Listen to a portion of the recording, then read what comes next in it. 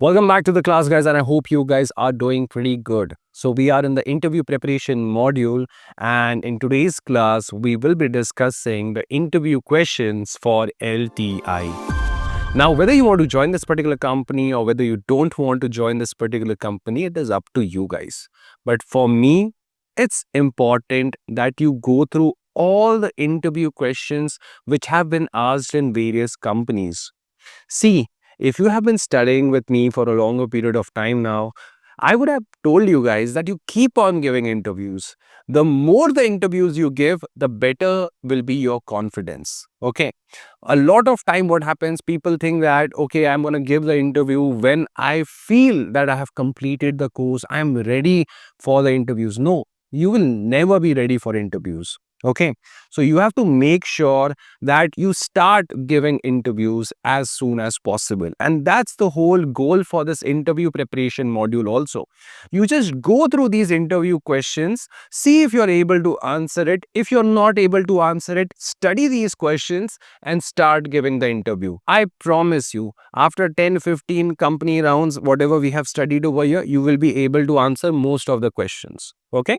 So now, in today's class, we will be discussing the interview questions for LTI. Now, as usual, these questions document will be available in the download section. You download that particular file, go through these questions first, and then we'll start discussing. All right. I hope you have gone through all the questions which have been there in this particular document. Now, let's start understanding each of these questions one by one. Now, over here, guys, the candidate who was giving this particular interview for LTI was having, I believe, 5 years of experience, okay, in automation testing.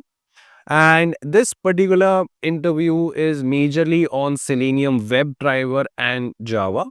So, over here, we just have to study 5 questions. How many questions? 5.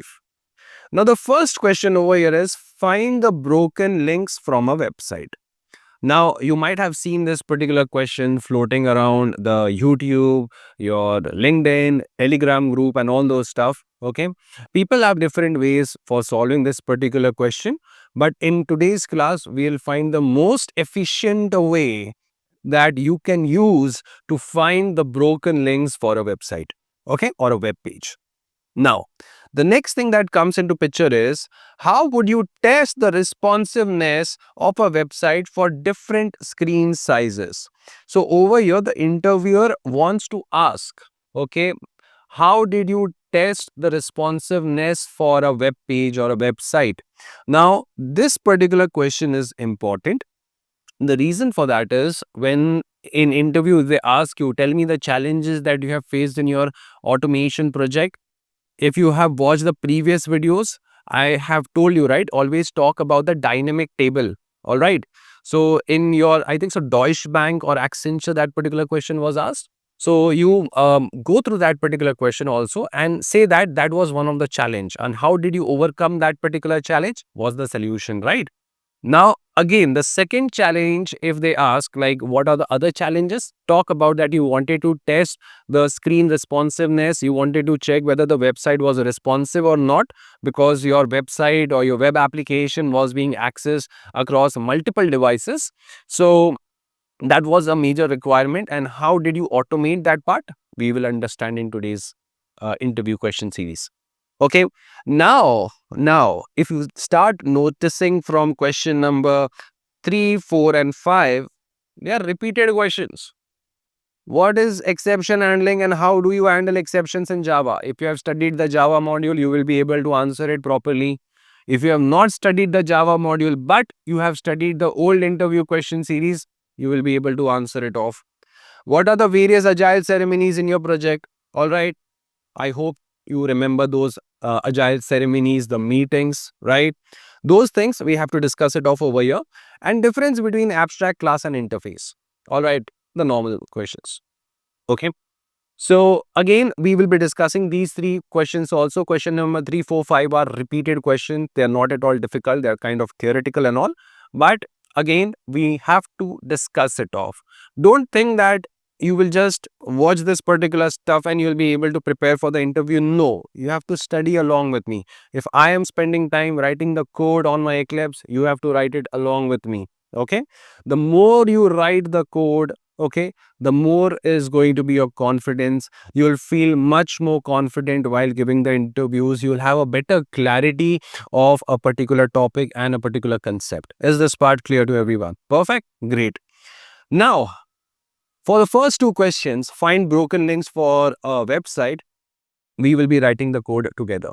So what we will be doing is, I want you guys to launch your Eclipse first, okay, and quickly create a package called LTI.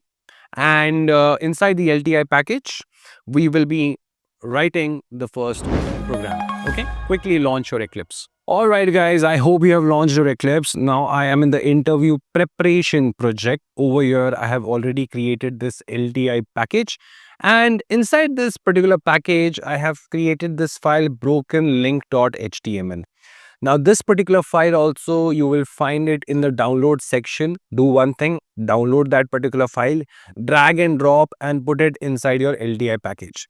Because I don't know where exactly they will have this broken links, website and all those stuff. So I just created one for this particular assignment. Okay. Now, over here, guys, if I just open this particular project, let me just go to Show in System Explorer. All right, let me just open this particular web page. Yeah, this is the one. Let me close the other tabs. Perfect. Now, over here, guys, this is the dummy page which I have created. And over here, we have few links. If I'm going to click on Google, a new tab is going to be opened. And over here, I can see Google coming into picture. Now, if I'm going to click on YouTube, YouTube opens for me on the new tab. Then I'm going to go to Facebook. Facebook is also working correctly. Twitter. Twitter is also working correctly. X, my bad. Okay. Then LinkedIn works correctly. Then I'm going to click on LinkedIn again. The moment I click on this, the URL is https://www.nonexistentpage.html, meaning this particular page does not exist over the internet. All right. And hence, we are getting this kind of a message. Okay. This is an error which we are able to see. Then again, if I'm going to click on external broken link, if I'm going to click on this, again, the same error message. All right. So we have two broken links as of now. The next one is additional resources. If I'm going to click on Wikipedia, works. Next one, Amazon, it works. Okay. Amazon works, right? So I think it's going to be taking a little bit time. Yeah, it works. The next one that comes into picture is, here are some more broken links. Broken image link. If I'm going to click on this, the path is incorrect, so it's not able to load the image for me. And over here, broken image link again. If I'm going to click on this, it doesn't work. All right. So in total, we have 4 broken links. Now, the thing is, interviewer has asked, how do you check whether a web page has broken links or not? And over here, right now in this dummy website, I have 1, 2, 3, 4, 5, 6, 7, 8, 9, probably 9 or 10 links which are there on this particular page. All right. Now, out of those 10 links, I have to check which is a broken link and which is not a broken link. Now, a very simple, trivial solution which a lot of people over the internet, okay, on YouTube, they use is, they are going to click on the link. All right. They're going to click on the link. They're going to move to this new tab. Okay. They're going to switch to a different handle and they will check, whether a certain element is present on the page or not. All right. But the problem that comes with that is, you have so many links and over here, the websites are different. So the elements are also going to be different. Make sense? So over here, you might probably go with get me the page title. You're going to check whether the title is not null or not, and all those things, you'll probably do that stuff. But the thing is, that is actually a very slow process to check whether a website is having broken links or not. In today's class, in this particular problem, we will try to find the most efficient way to solve this particular problem. Is this part clear?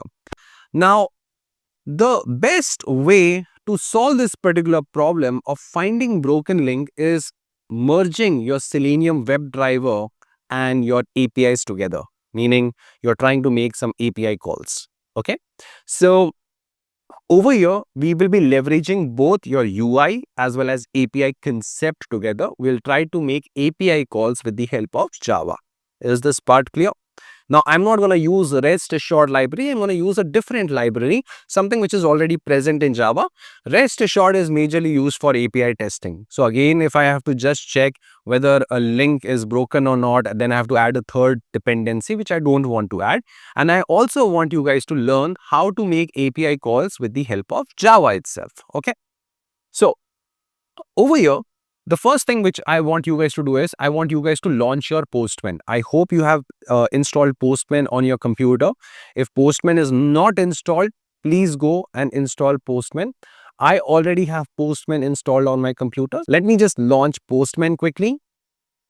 And what we are going to do is we are going to make a small request from Postman. All right, so let's click on the new tab. We're going to make a get request. That's fine. And over here, I'm going to make a request to google.com. So I'm just going to copy this particular URL. I'm going to come back to Postman and I'm going to click on paste. Okay, so this is where I'm giving the URL. Just hit the send button and observe. The moment I hit the send button, you will see that I'm getting a status code as 200. All right, try to do the same for amazon.com also. I'm going to copy this. Come back to Postman. I'm going to open a new tab, paste it over here, and I'm going to hit the send button.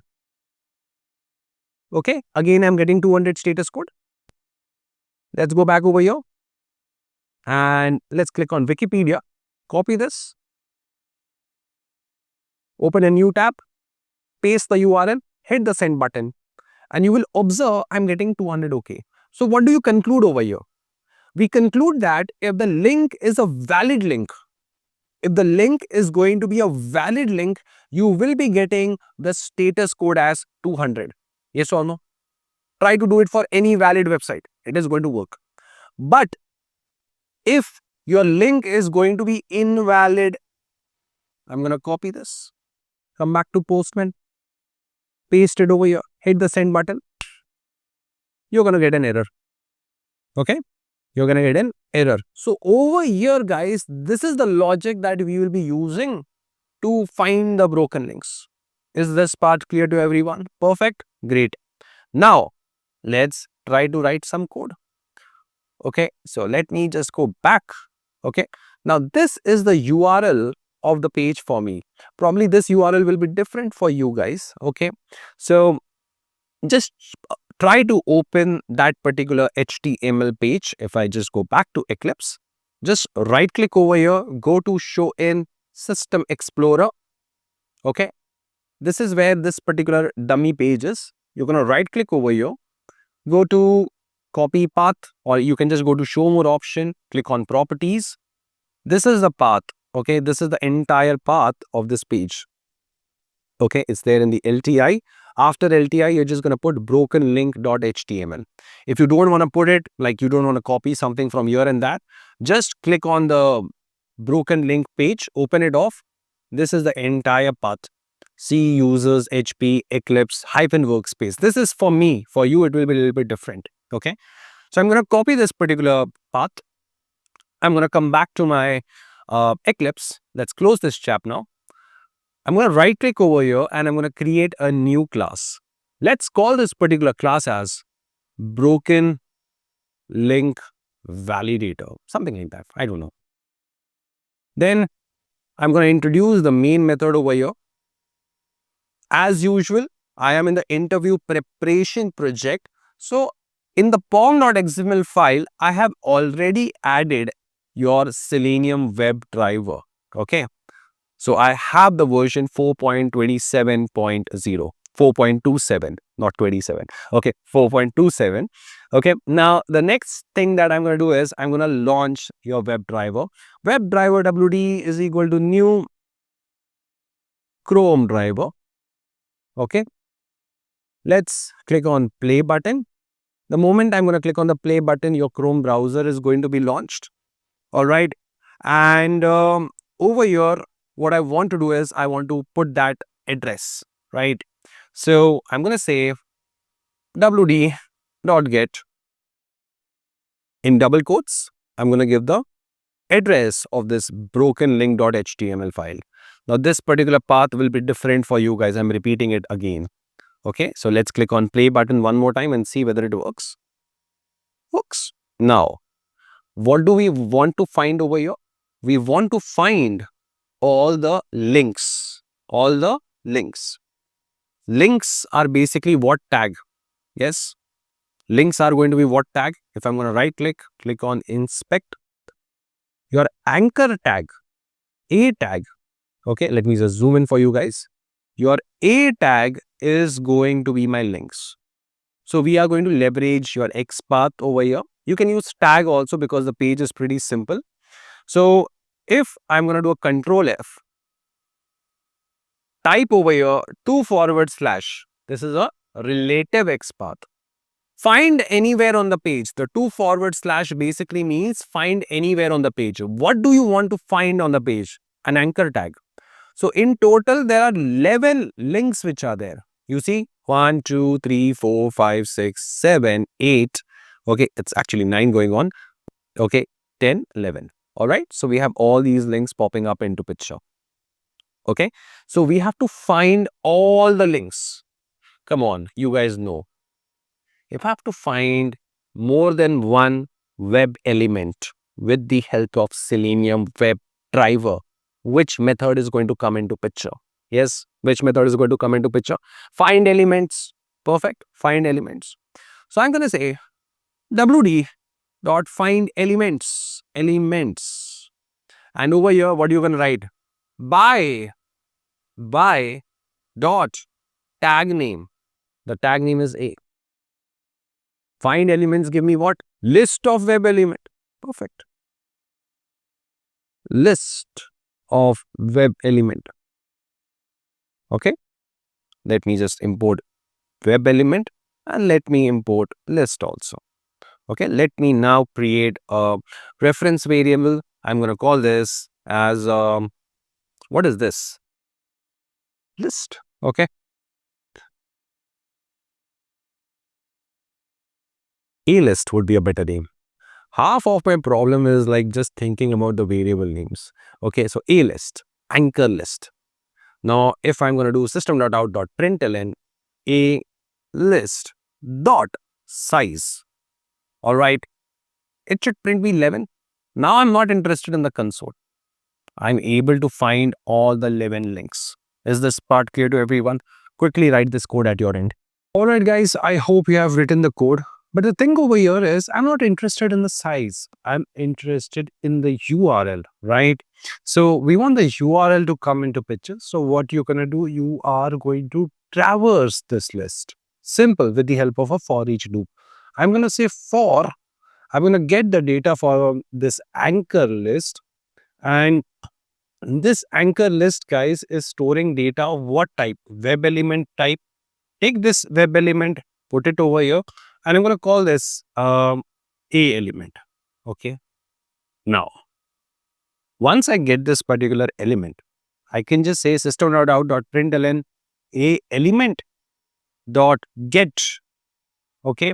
What do you want? You want to get a DOM attributes. You see, there's a get attribute method. Previously, you were using this get attribute method, and over here, you might have written the href. Okay. Because if you go to the web page, let me just go to this web page quickly. Over here, open this chap, right click on inspect. The URL of the page will be available in this href attribute, right? So I want to get the value of this href. Okay. So over here, I can put over here href. Now, if you observe carefully, I'm having this slash, a strike off on the get attribute method. This is something which is important and you should be aware of. The newer version of Selenium WebDriver, okay, the version which I'm using over here is 4.270. So over here, guys, this get attribute method is deprecated, meaning it's going to be removed in future. So you're not supposed to use this get attribute method. You're supposed to use a different method called get DOM attribute. Okay, this is a new one which is there. So what get DOM attribute is going to do? It's going to do the same thing. It's going to give me the URL only. Only the methods have changed now. Okay, so if I'm going to click on the play button now observe carefully. I have got all the links, okay, of the page. Whatever the links which are there, they are href values I'm able to print on my console. Quickly introduce this particular part at your end. All right, quickly write it down.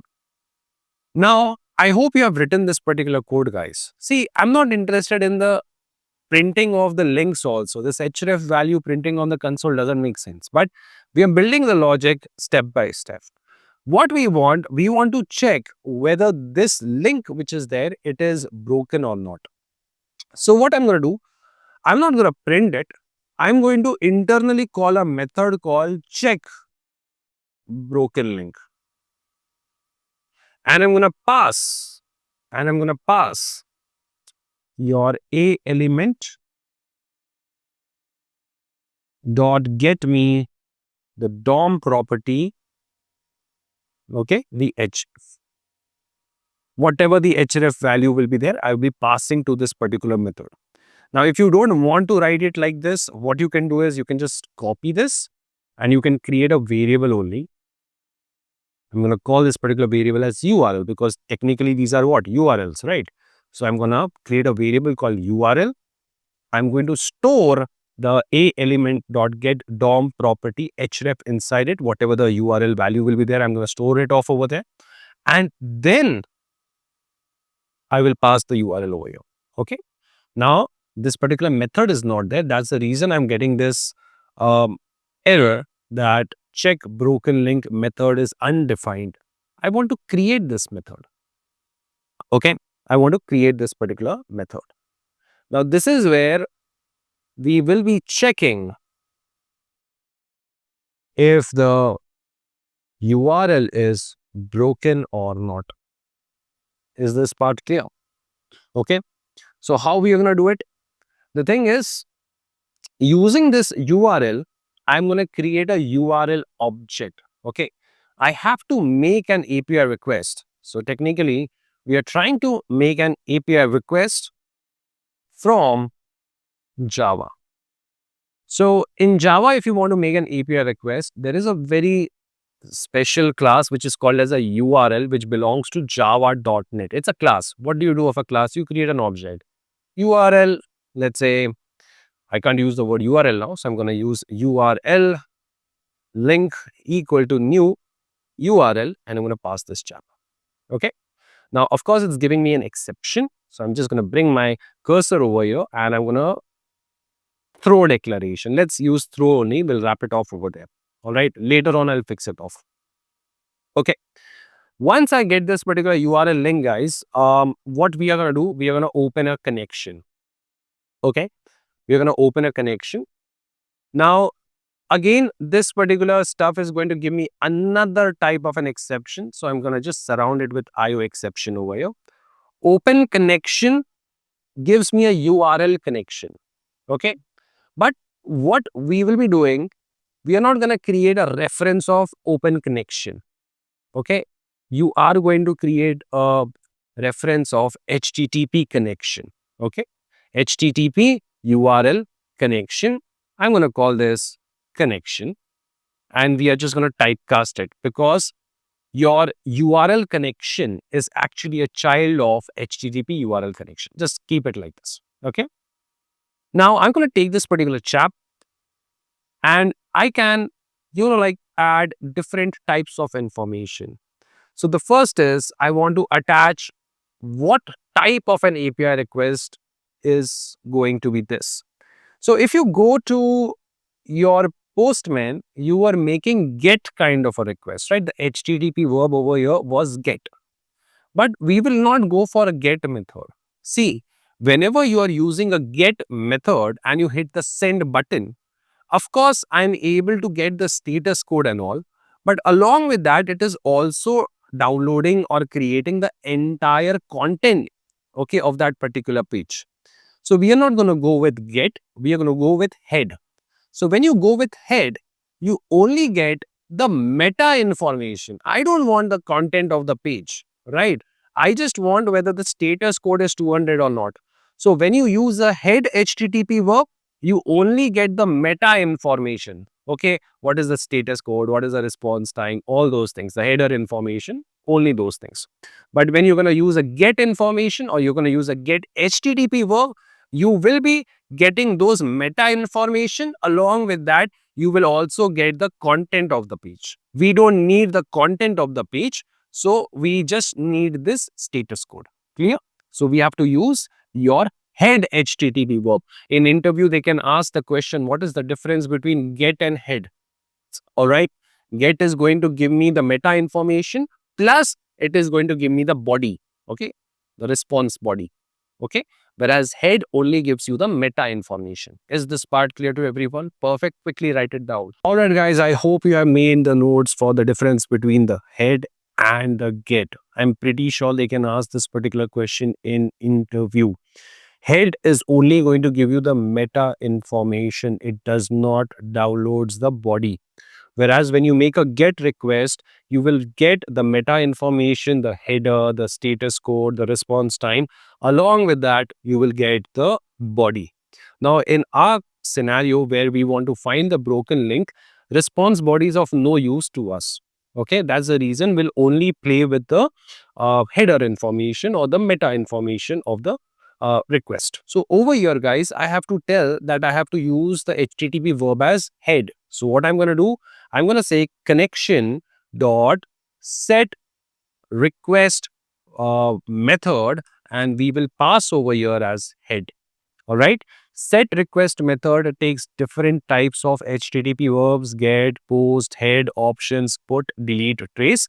I'm going to go with the head over here. Now, once this is done, guys, what I want over here is I want to establish the connection. And if you want to establish the connection, you are going to use a method. So I'm going to say connection dot connect. So this is going to establish the connection, or you can just say that it's going to make the connection, make the request for you guys. Okay. Now, once the connection is made, we will definitely get the meta information. So how do I get the meta information? That is, I need the status code, right? So I'm going to say connection dot get response code. Get response code. And the response code you will be getting in the integer format. Okay, so I'm just going to put over here int status code.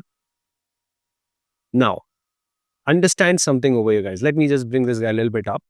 See, if my link is going to be a valid link, we were getting the status code as 200. Okay.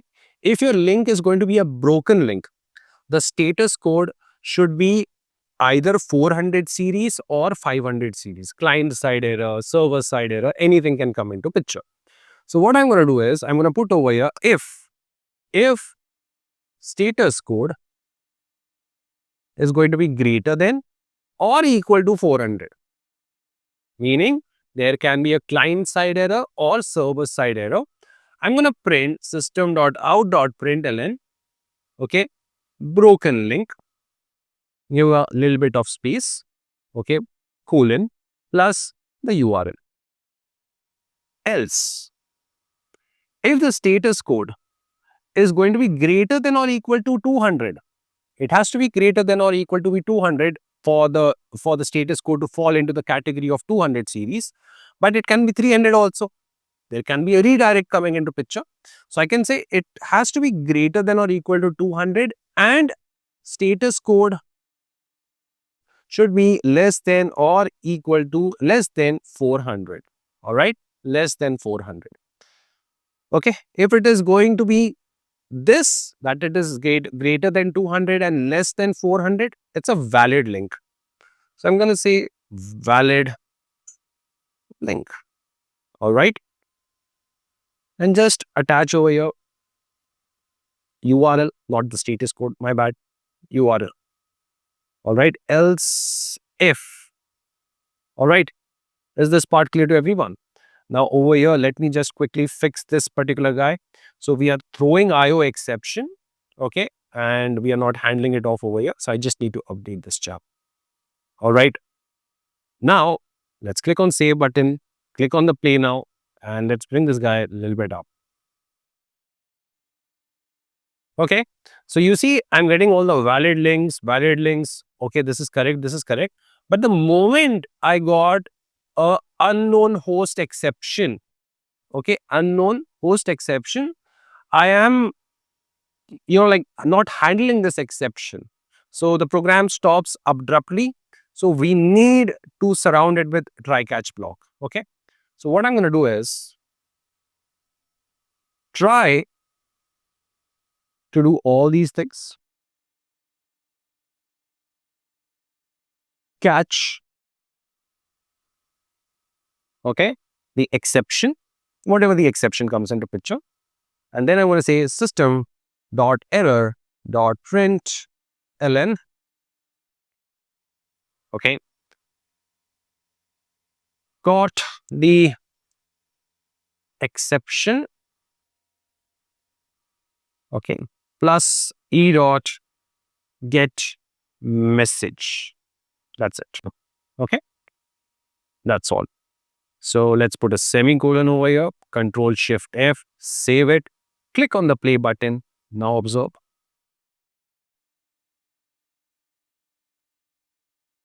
All right, it works. So valid link, valid link, valid link, broken link, valid link, caught the exception. Something went wrong over here, right? So still broken link for us. Broken link. Okay, it's not working for the remaining 4. So 4 links are broken over here. And we're done. All right. So this is a very important code, guys. Now, this particular code has very little to do with your Selenium WebDriver, and it has more to do with Java. That's the reason throughout the entire course, I said that don't worry about your Selenium WebDriver. Don't worry about your rest assured. Only focus on Java. You will do just fine. Okay. Now, quickly write this particular code, guys. Then we'll go back to the document and we'll try to understand how to answer this particular question in interview. We have definitely written the code, guys. But the thing is, sometimes they just ask like what all things you're going to do to check whether a link is broken or not. Okay. So you have to explain all these steps. Okay. I have written it down over there. So if you want, you can go through it. But I'll also read it for you guys. Okay, quickly write this code at your end. All right, guys, before we move on to the next question, let's just go through the entire document on how to answer this particular question, find broken links on a web page. Now over here, guys, the first thing that you guys are going to do is you're going to find all the anchor tags on the page. So if I'm going to find all the anchor tags, it's going to be find elements method, and find elements is going to return me what? It's going to return me list of web elements. All right. Next, we will be iterating through each link and we have to check if it is broken or not. Now, when you are talking about iterating through each link, we need to get the href attribute. Okay. So this href attribute now you will be accessing using the method called get DOM attribute. Please make a note of this particular point. This is the new method which has popped up. The old method has been deprecated. Is this part clear to everyone? This is the new method that you're supposed to use now. All right. So we will try to get the URL using the href attribute, and this particular URL I will be giving to my custom method called check broken link.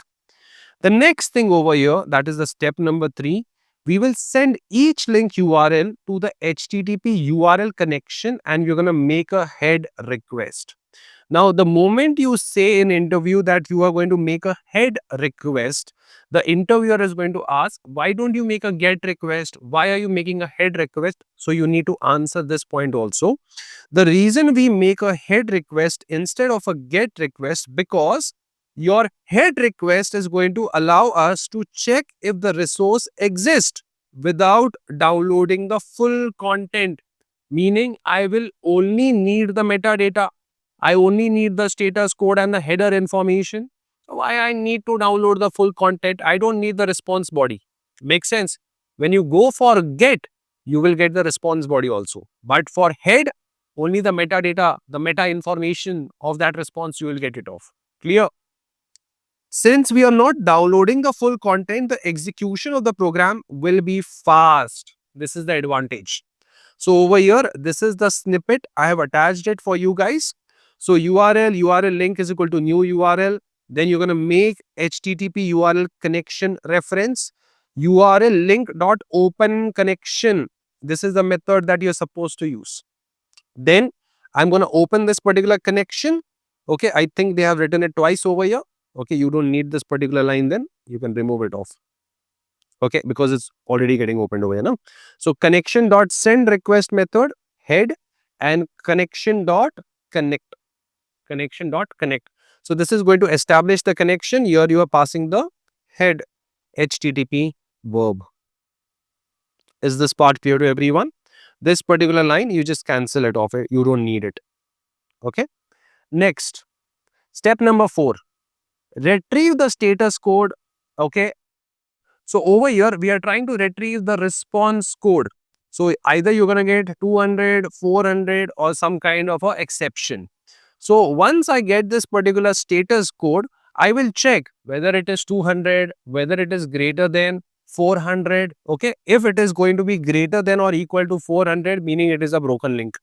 If there is going to be some kind of an exception coming into picture, it is going to be a broken link. Is this part clear to everyone? Finally, okay, this is also something you just remember it off. Note if an exception occur like malformed URL or network issue, it is going to be caught and an error message is going to be printed on the console. Okay, that's something that we were doing. Now, the main thing, like the cross question that can always come is the difference between head and get. We have already seen it a lot of time now. So when you differentiate between get request and a head request, response body is going to be the first criteria. In get, you will be getting the complete response body. In head, you don't get any response body. You only get header information. The next thing is the bandwidth usage. Because we are downloading a lot of stuff, okay, in your get request, you're getting the entire web page back. The bandwidth usage is going to be pretty high in get. The bandwidth usage in head is going to be less. Hence, it is going to be fast. Okay. So the use case that comes into picture is retrieving the full resource, okay, data. If you want to retrieve the full resource, okay, of a page, you want to see the content, you want to see the response body and all those things, you will be going for get. But if you just need the meta information, go for head. As simple as that. All right, that's it for this particular question, guys. I hope you have understood how to answer find the broken link from a website. Now, before I move on to the next question, I want you guys to write this particular code by yourself. Okay, try to write the entire program again by yourself. Can you do it?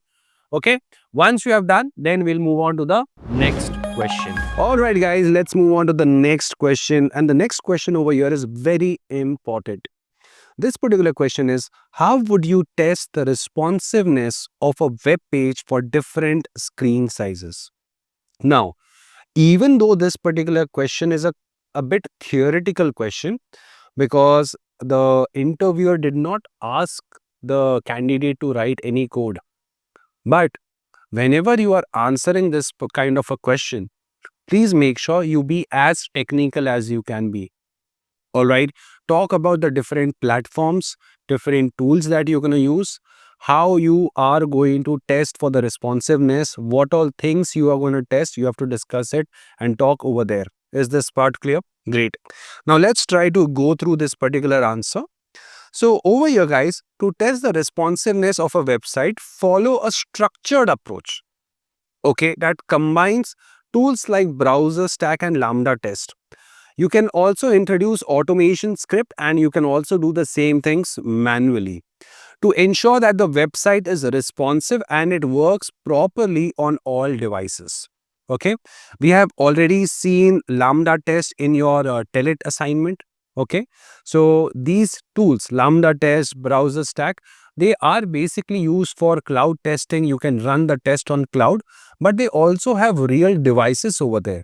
You can run your test on an iPhone, you can run your test on Android phone, you can run your test on tablet, you can run your test on different operating system, different devices with different screen sizes. Now, if I'm going to run my test on different screen sizes or let's say devices, I will be having a little bit better clarity whether the user is going to be able to use my applications on these devices or not. Okay. So over here, the first thing that comes into picture is using cross devices testing tools. Using tools like Lambda test and browser stack to test the website on real devices and operating system across multiple browsers, screen sizes and resolution. You know that what features they provide.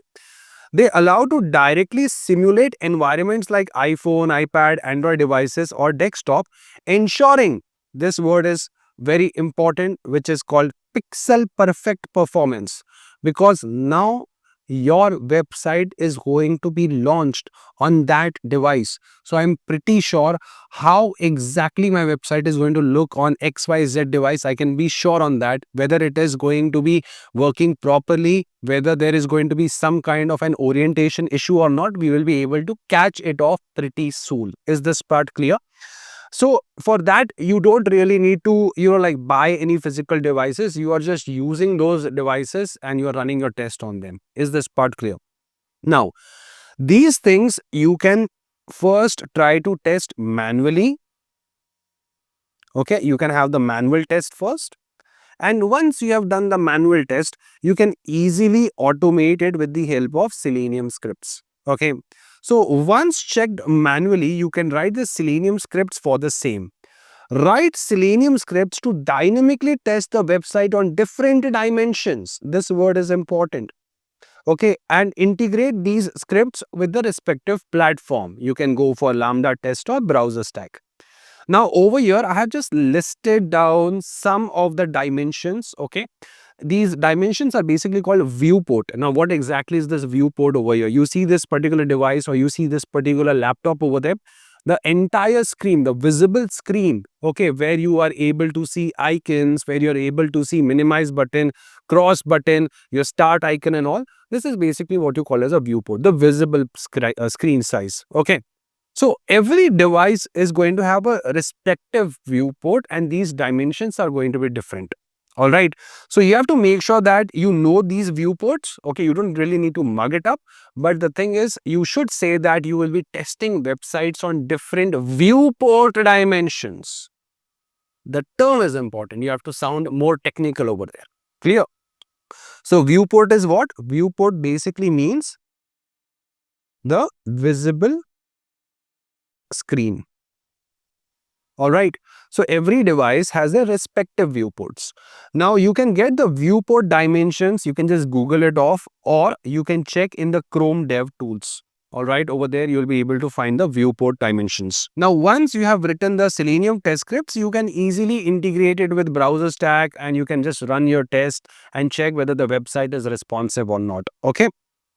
So we can easily automate responsive check for layout, navigation, functionality, saving times on repetitive tasks. Now, the final thing that comes into picture is during the responsive testing, what are you going to do? Okay, the responsiveness, what are you going to test in these things? There are a couple of things that you can always check for responsiveness. First is the layout, the structure.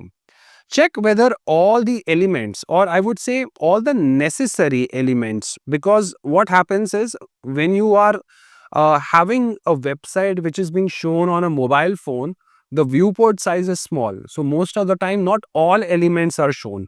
So only the necessary elements are shown on mobile phone devices or tablets. So like images and text are properly aligned, resized correctly. Okay. The text box, which would be a little bit bigger on a laptop screen or a desktop screen, might be a little bit small on tablet and mobile phone because the viewport is small. All right. And they should not overlap with each other. Navigation menu.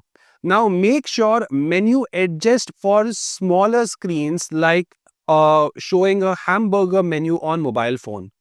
Now, when you are visiting a website, let's say on a desktop, right? So over here, generally the menu items are shown like this, right? So let's say this can be the logo and this can be home, let's say dashboard, I don't know, some other options will be there, cart, okay, login, whatever. So these links are there. But over here, we are able to show all these links, the menu items, because the viewport size of your laptop is big. But the same thing if I will be doing on a mobile phone, we don't see all the menu items in one go. We see the title, let's say the logo will be there. Along with that, there will be something called this kind of a logo. This logo is basically what you call as a hamburger logo. Okay, because it looks like a hamburger. I have no idea, but that's what they call it off.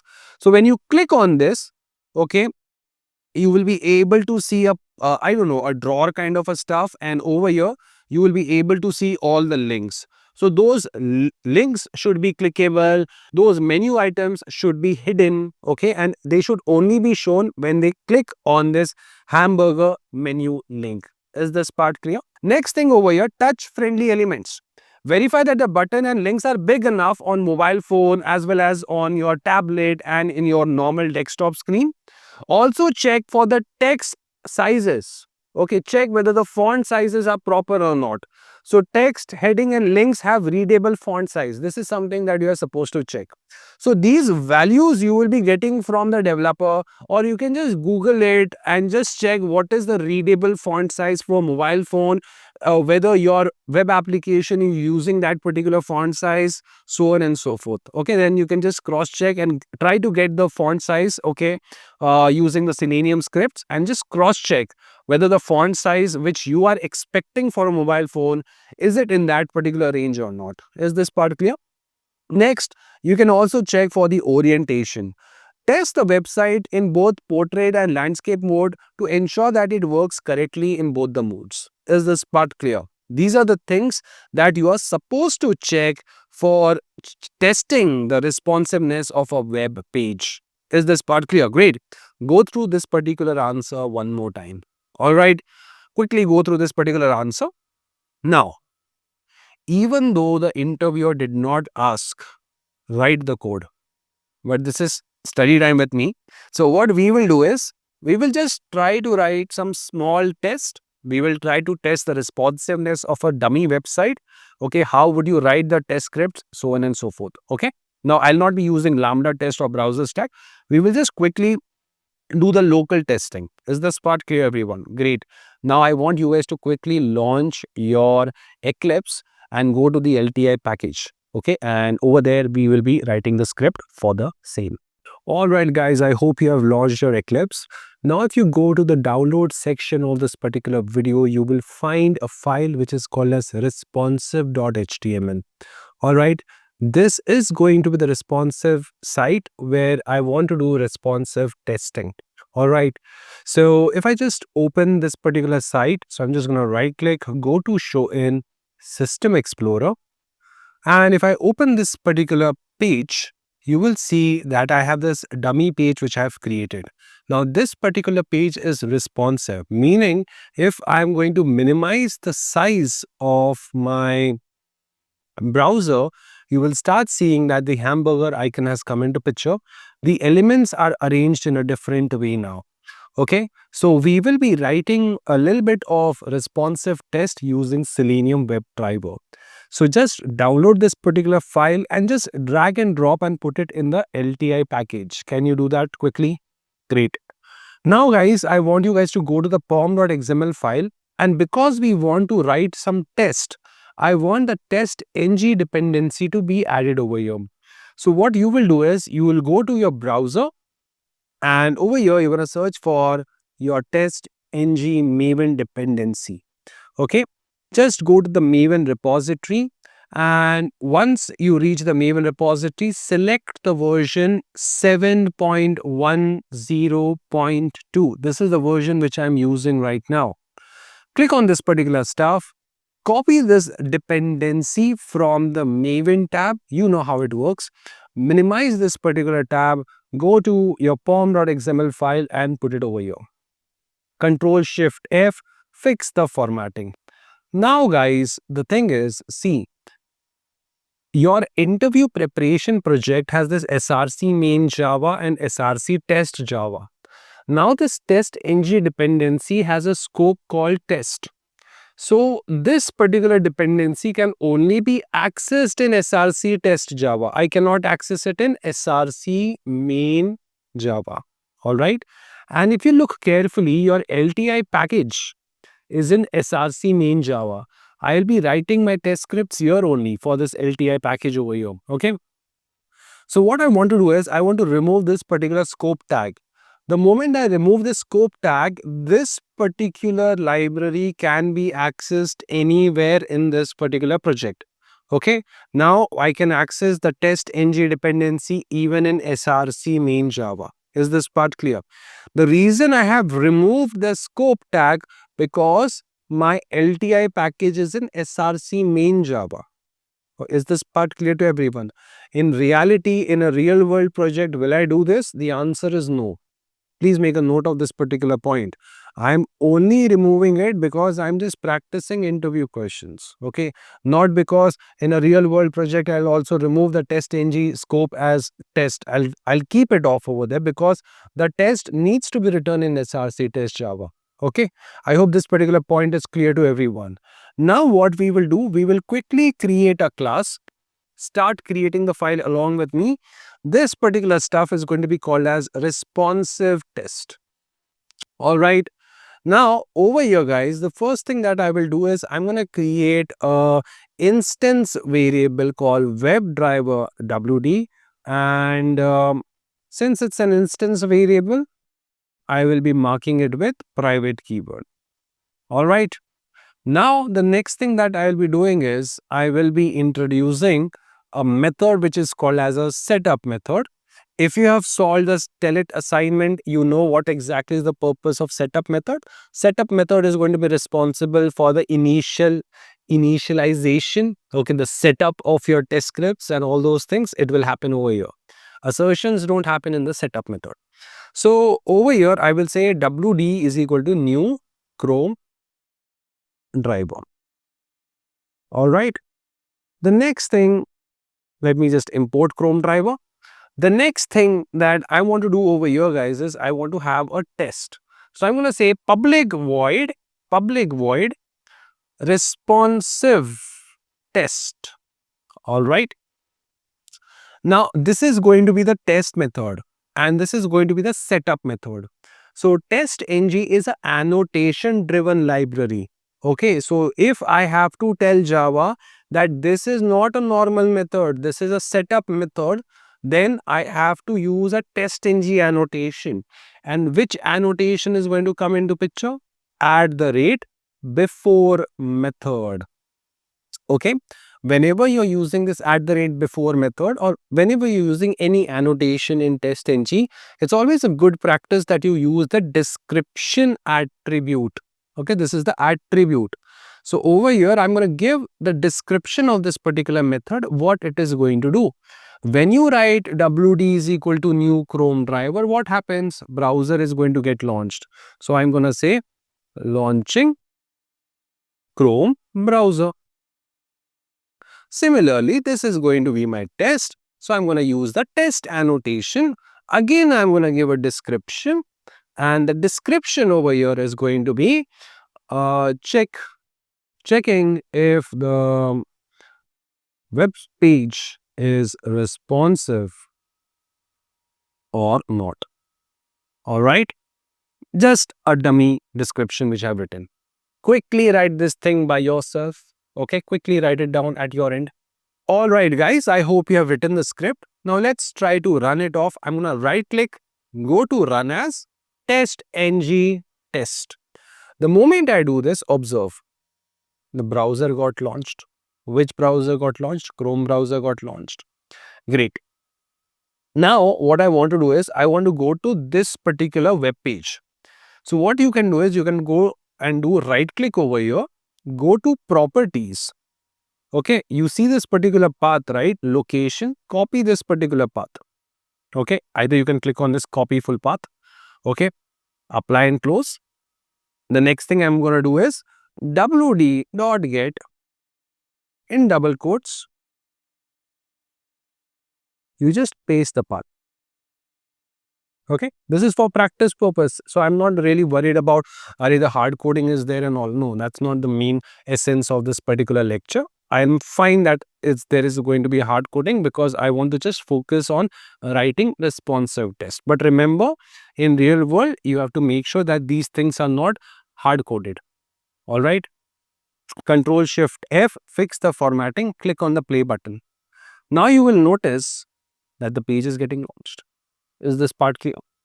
Now, let's maximize this particular chap for a moment. Now, over here, I want to view this particular page on a viewport similar to that of an iPhone, okay, or any mobile device. So, how do I do that? You can just right click on the web page, go to inspect. Once you are in the inspect, you see this laptop and mobile icon, okay? Just click over here. And over here, the dimension responsive, it is written over here. Now, click on this particular drop down and select whatever the device you want. Let's say I want to see the website on a Pixel 7 viewport. So if I'm going to click over here, this is how the website is going to look. So this is the dimension which is written 412915. 412915. 412 is the width. 915 is the height. Now, over here, guys, I can pass the dimensions to my Selenium WebDriver. This is the most important thing. So over here, if I want to pass a specific dimensions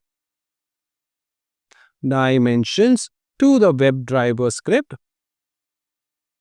all right, this is how you can do it. You're going to say wd dot manage dot window dot set size is the method, and you see what it requires. It requires a dimension. Now, what is dimension? Even I don't know. So I'm going to go up, okay, on line number 18. I'm just going to type dimension. Dimension is a class which belongs to org.openqa.selenium. There is another dimension class which belongs to java.awt. Select the dimension class from Selenium itself. Okay, I hope this is obvious for everyone. Click over here. This is a class. What do you do of a class? You create a reference variable. I'm going to say dimension equal to new dimension. And over here, you're supposed to pass the width and the height. Now, if I go back to this particular page, I can see the width as 412 and height as 915. So I can just put it off over here. 412. And this is going to be what? 915. Put a semicolon. Take this particular dimension, put it off over here. Save it. Click on the play button. Is this part clear to everyone? You see, automatically it has become of this particular dimensions 412 and 915. Is this part clear to everyone? So this is the thing that you should remember. So if I want to test the website on different dimensions locally, I'm not talking about your Lambda test or browser stack, because over there I can pass desired capabilities. So automatically my website is going to be launched on those devices. Locally, if I want to just change the window size and all, I can pass the dimensions related to that particular device with the help of dimension class. Okay, quickly write this particular code at your end and practice it off. All right, guys, I hope you have written the code. Now, what is our goal? We want to check the responsiveness of the website on different devices, right? So, if I want to check for the responsiveness on different devices, I need to know the respective dimensions. So what I can do over here now, guys, is I can create a kind of a data structure. Okay.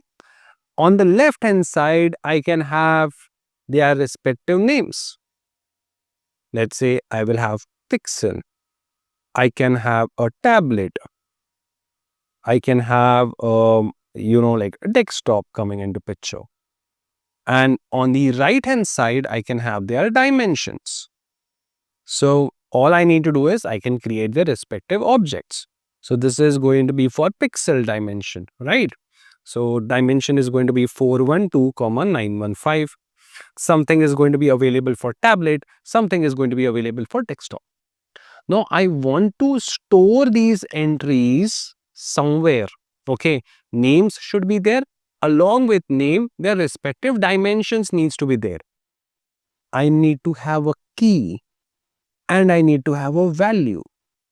Is there a data structure in Java that can help me store key value kind of a data? The key over here is going to be string.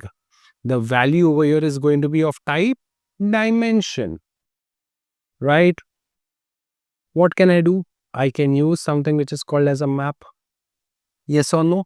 So we will be creating a map data structure, or I will say I will be using a map data structure to store the dimensions along with their respective names, so that it's easier for me to know what is the dimension of pixel. So if I'm going to say get me the dimensions of pixel, I can easily get the dimensions of pixel, and easily I can get the dimensions of tablet and desktop.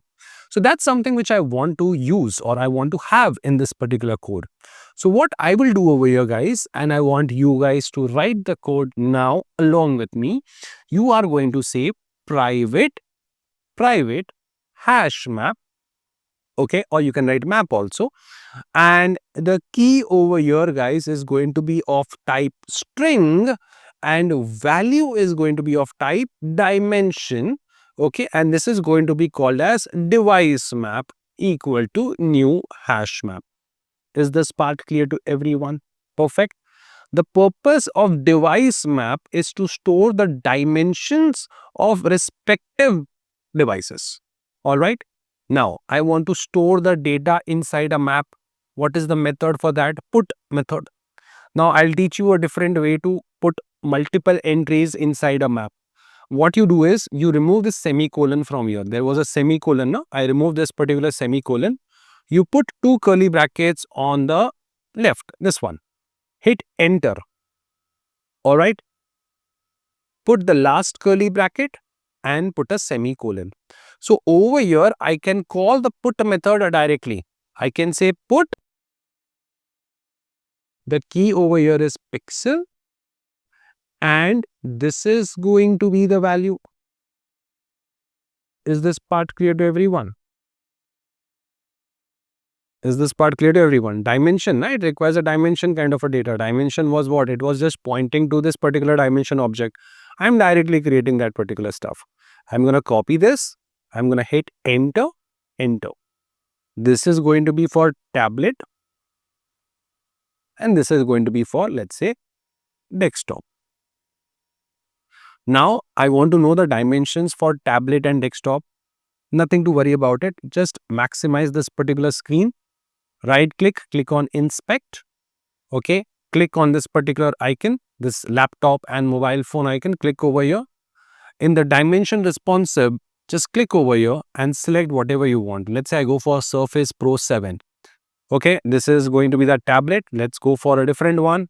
iPad Pro. This is going to be for iPad Pro. I'm going to copy this one, 10241366.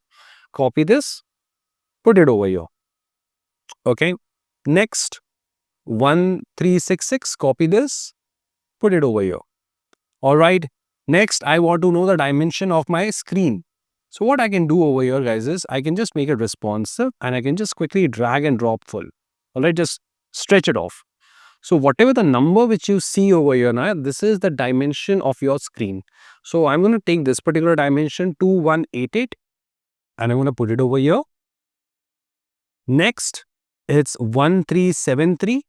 I'm going to put it over here, 1373. All right. So now we have created a device map which has informations like pixel and its respective dimensions, tablet and its respective dimensions, desktop and its respective dimensions. Is this part clear to everyone? Quickly write it down at your end. All right, guys. I hope you have written this particular code. Now what I want you guys to do is, I want you guys to traverse this particular map. Okay, I want you guys to print the entries which are there inside the map. Again, this is a very commonly asked interview questions, particularly for freshers. How do you traverse a map, or you just print me the key and the values which are there inside the map? How do you do that? What will you use? Yes, entry set. So what you're going to do is, you're going to have a normal for loop, and you will have this device map dot entry set. Okay. One by one from this entry set, I'll be getting the key and the value. So over here, you will use map dot entry. The key is going to be of string type and the value is going to be of dimension type. Okay. And I'm just going to call this as device. All right. Now, what I can do is I can just system.out.println device. Okay. Dot get me the key plus a little bit of space plus device dot get me the value. Click on the save button. Now, let's click on play. Now, I'm just interested in the console. Okay, we are not interested in the output. We are interested in the console, and now you can see I'm able to see desktop and its respective dimensions coming into picture: 21881373, tablet 10241366, and pixel 412915. Great. Now, this is how you traverse the map. Okay. This was just for your revision purpose, whatever we have seen. Now I have a map, and that map has some dimensions. And what I can do is, whatever the thing which we were trying to do it inside the loop, I can try to do it. Okay. Now we were just printing all these things. I don't want to print it off. I want to read this particular get values and I want to pass it to the dimension so that my browser screen can be opened in different dimensions. All right. So let's try to do that now. Now, if you observe carefully, we are actually doing a lot of things in the setup method. It's not a good thing. So the first thing what I'm going to do is I'm going to cut this particular for loop and I'm going to put it over here in the responsive test. Now we are going to this particular website. That's perfectly fine. I don't need this particular code. Okay, so I'm just going to remove this particular chat and we will be putting it off over here for now. Okay, we'll put it over here. Now, the second thing is, since we will be working with your different dimensions, it's also really important that you introduce weights because we can use those expected conditions, right? So what I'm going to do now is I'm going to create another instance variable, okay, which is going to be the web driver weight. All right, quickly write it down along with me, web driver weight. And this weight is going to be initialized inside the setup method. Weight is equal to new web driver weight. You pass your driver reference and give the duration. So I'm going to give duration dot of seconds and I'm going to give 30 seconds. So it's a long value, guys. Make sure that you attach a L at the end. This is important and we are done. Okay. Now, once we are in this for loop now, what I want is I want to keep on changing the dimensions. So what will I do? I want to read this particular dimensions, right? So this dimensions, okay, let's remove this particular line. We will try to take it from device.getValue. I'm just going to copy this and I'm going to put it off over here. All right. Now, just run as the test-ng test and observe. You see, it's changing the dimensions. First, it was in the full screen, then it came in the tablet mode, and now it is in the pixel mode right now. I'll run it again for you guys. Let's click on the play button. You see? Right? So now we have different dimensions coming into picture. And here only I'll try to write a test. So what I will do over here is, I'm going to check if device dot get key dot your equal ignore case. if it is going to be pixel, all right, then we are supposed to do something. All right. So I'll just print a message system.out.println running test for pixel. Okay, copy this part, introduce an else block. If it's going to be tablet, I'm just going to say running test for tablet. Copy this. And this is going to be for desktop. All right, done. Click on the play button. And now if I look at the console, you see, we're getting all the message. The first thing is running test for desktop. Then it's running the test for tablet. And finally, it's going to run the test for pixel. Now, let's focus on the pixel test, that is this particular chart. So what we want is, if the screen size, if the dimension is going to be for pixel, then I should see this hamburger icon. So I'm going to right click over here and I'm going to click on inspect. Okay, let me just put this guy in the right. Okay, right click over here, click on inspect. So over here, we are interested in this particular button ID, mobile-menu-button. All right, this is the one I'm looking for. This is the element which I want to find, and luckily we have an ID. So I'm going to copy this ID, mobile-menu-button. Just copy this.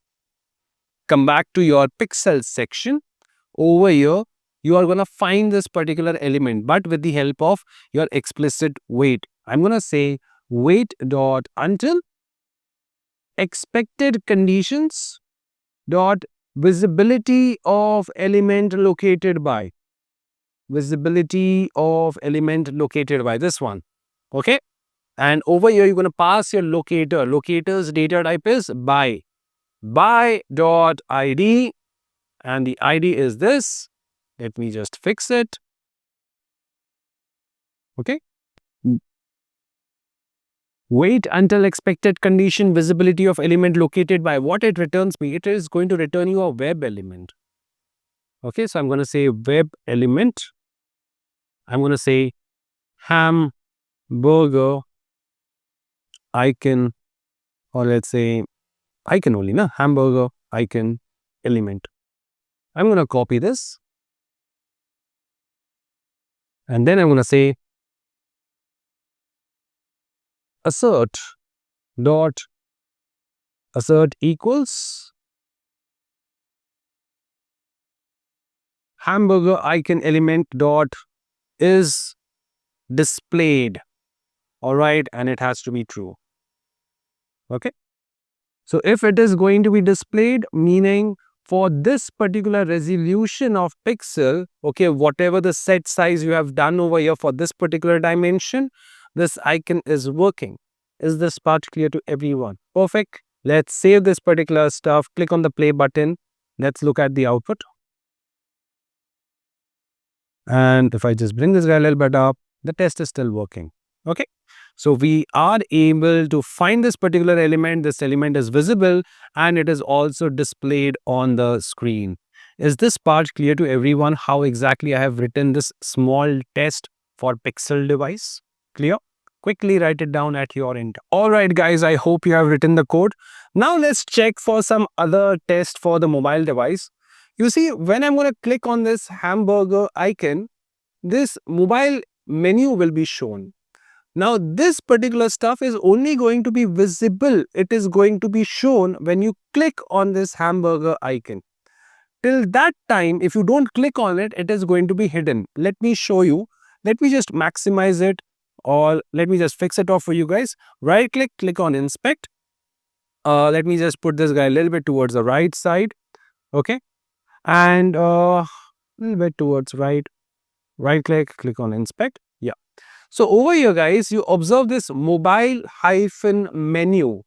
Over here, it is hidden. Okay, this is hidden. The moment I click on this, okay, I'm able to see this stuff. Okay, these items are shown.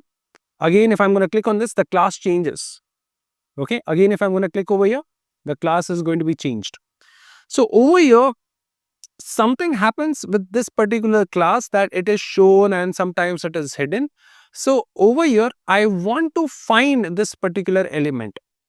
Only if I'm going to click on this hamburger icon, these elements, these menu items should be shown. So I'm going to copy this also, mobile-menu. And what I will be doing is, I will say, first we will click on the hamburger icon element. So I'm going to say hamburger icon element dot click. Okay, we're going to click on it. Once we click on it, we'll try to find another web element. So I'm going to say wait dot until expected conditions dot, let's say, visibility of element located by dot id, and the id over here is going to be this. It's going to give me a web element only. I'm going to copy this, paste it over here, and this is going to be what? Menu items.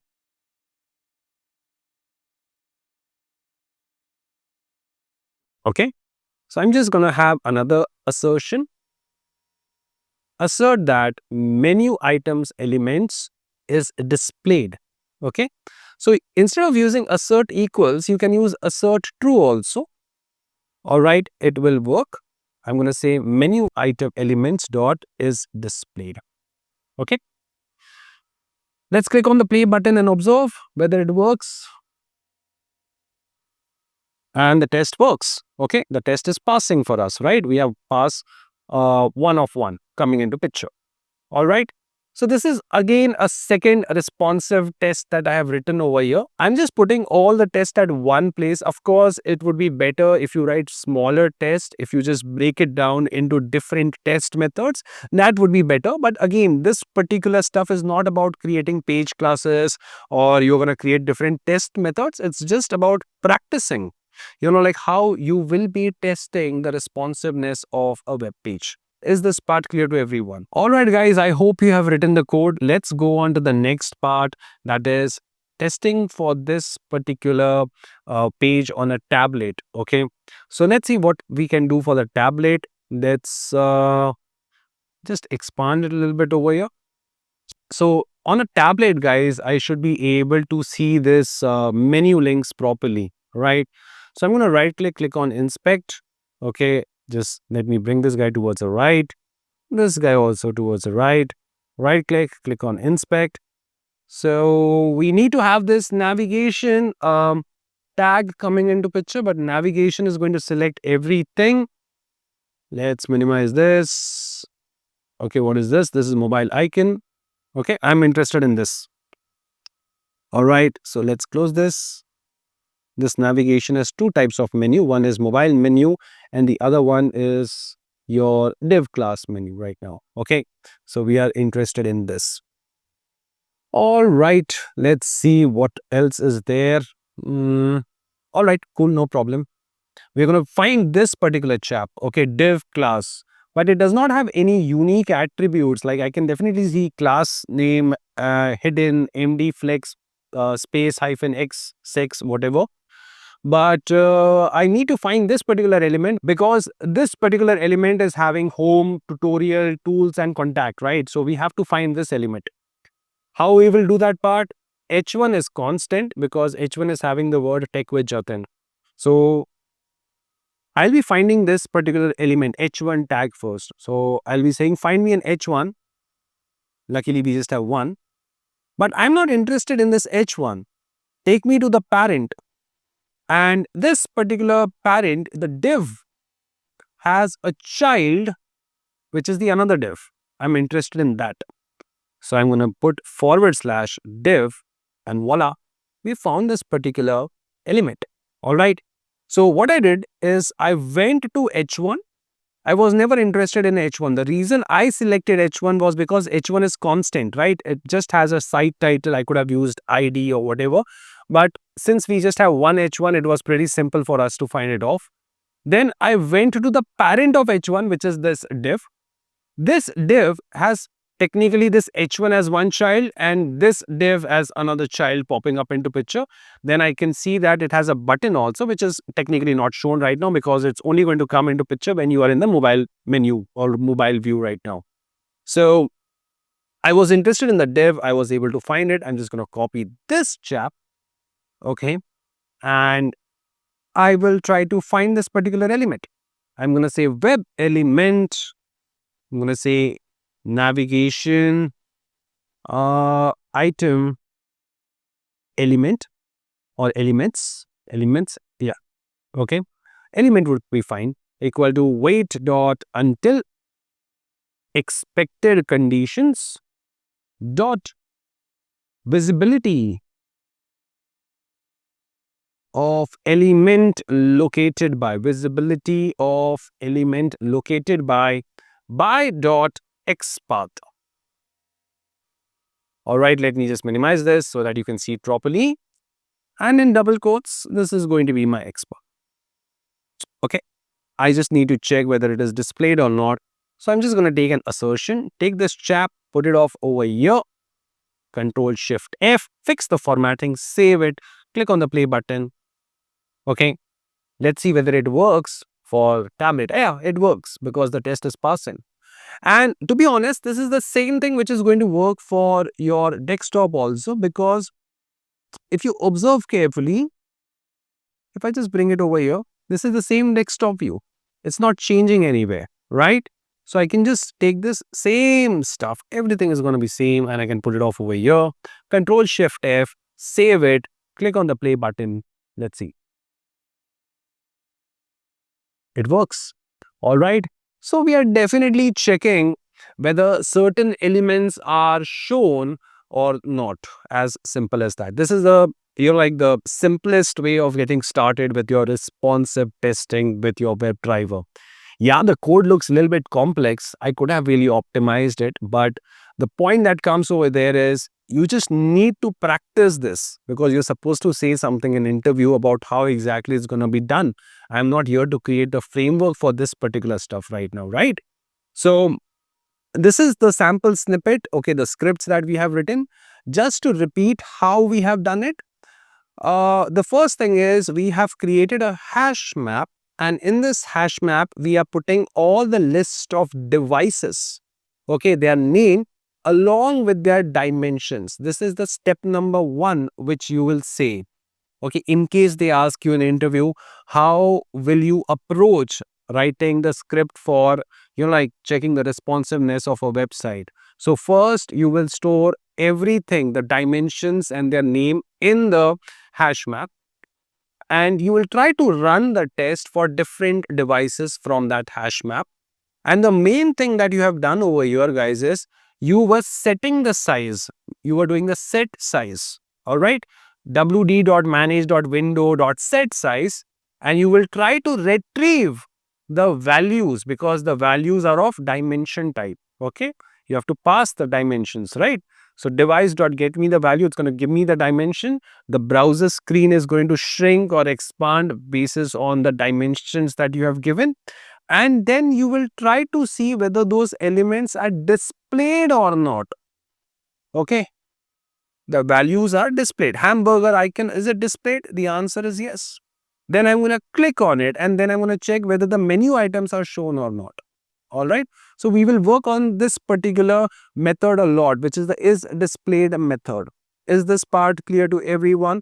Same, I'm going to do it for tablet also. I'm going to try to find the navigation items and I'm going to check whether they are displayed or not in the tablet as well as in the desktop. Clear to everyone? This is the phase 1. Then once this particular phase is completed, you can also run your test on real devices using Lambda test and browser stack. Over there, you have to pass your desired capabilities. Is this part clear?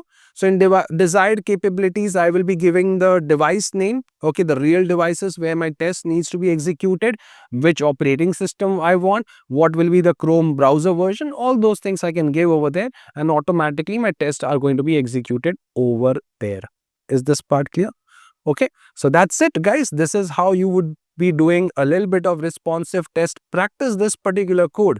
The reason I wrote the code for you guys, so that you have a little bit of hands-on in doing all these stuff also. All right. Now, guys, let's move on to the next question. All right, guys, let's move on to the next question over here. And the next question is the most obvious. We have seen it a lot of time. What is exception handling and how do you handle exceptions in Java? Now, if you have studied the Java module, I'm pretty sure you will be able to answer this particular question in interview. But this is the study time with me. So even though we are aware of what is exception handling, how you're going to manage exceptions or how you're going to handle exceptions, we'll just go through all these points so that, like these points, these learnings are a little bit fresh in our mind. Okay. Now, if someone asks you in an interview, what is an exception? What are you going to say? An exception is basically any unwanted or unaccepted event. Okay, unexpected event, my bad, that disrupts the normal flow of your program execution. Okay, what is an exception? An exception is going to be any unwanted interruption that is going to disrupt, okay, that is going to affect your normal flow of execution. You are going to call it an exception. Now, in order to make sure that your program runs smoothly, okay, it is necessary to handle exceptions effectively in your code. Now, the thing is, whenever you are going to handle exceptions or you're going to make sure that your exceptions are handled gracefully, you are going to ensure that your system is going to remain robust. Okay, this is a very important point. Make a note of this thing. Why do we need to handle exception? We handle exceptions so that the system can remain robust. Now, how do you handle exceptions in Java? Whenever you want to handle exceptions in Java, there are going to be two ways, either with try-catch block and with throws keyword. Now, you guys are aware of it.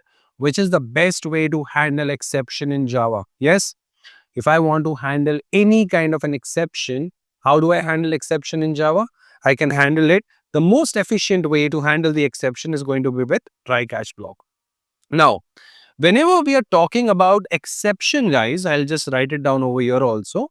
We are going to have two kinds of exception. One is going to be a compile time exception and the other is going to be runtime exception. Compile time exceptions needs to be explicitly handled in your code. Okay, tell me an example of compile time exception. Yes, what is an example of compile time exception? Quickly, file not found exception.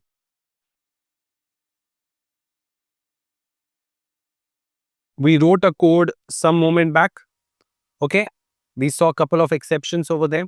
File not found exception is a compile time exception. Malformed URL exception, protocol exception, IO exception. All these are what? These are all compile time exception. Okay. You always keep yourself updated with different exceptions which you're seeing in your program. When you were writing the code for broken links, right? We saw different kind of exceptions coming into picture. Always remember those exceptions also. Because in interview, when you talk about some different kind of exceptions that you have faced in your projects and all those things, it showcase your learning. It showcase that, okay, this guy has written or this girl has written a lot of code. Okay, so your hands-on knowledge is going to be far more superior than all these theoretical knowledge. Remember that part. Now, the most ideal way to handle exception is using try-catch block because it allows you to provide custom exception message. Okay, this is the most important thing. The reason we go for try-catch block is because whenever you're going to use try-catch block, it is going to allow you to provide custom exception messages and implement specific recovery logic for different scenarios, okay, which you cannot do with throws keyword.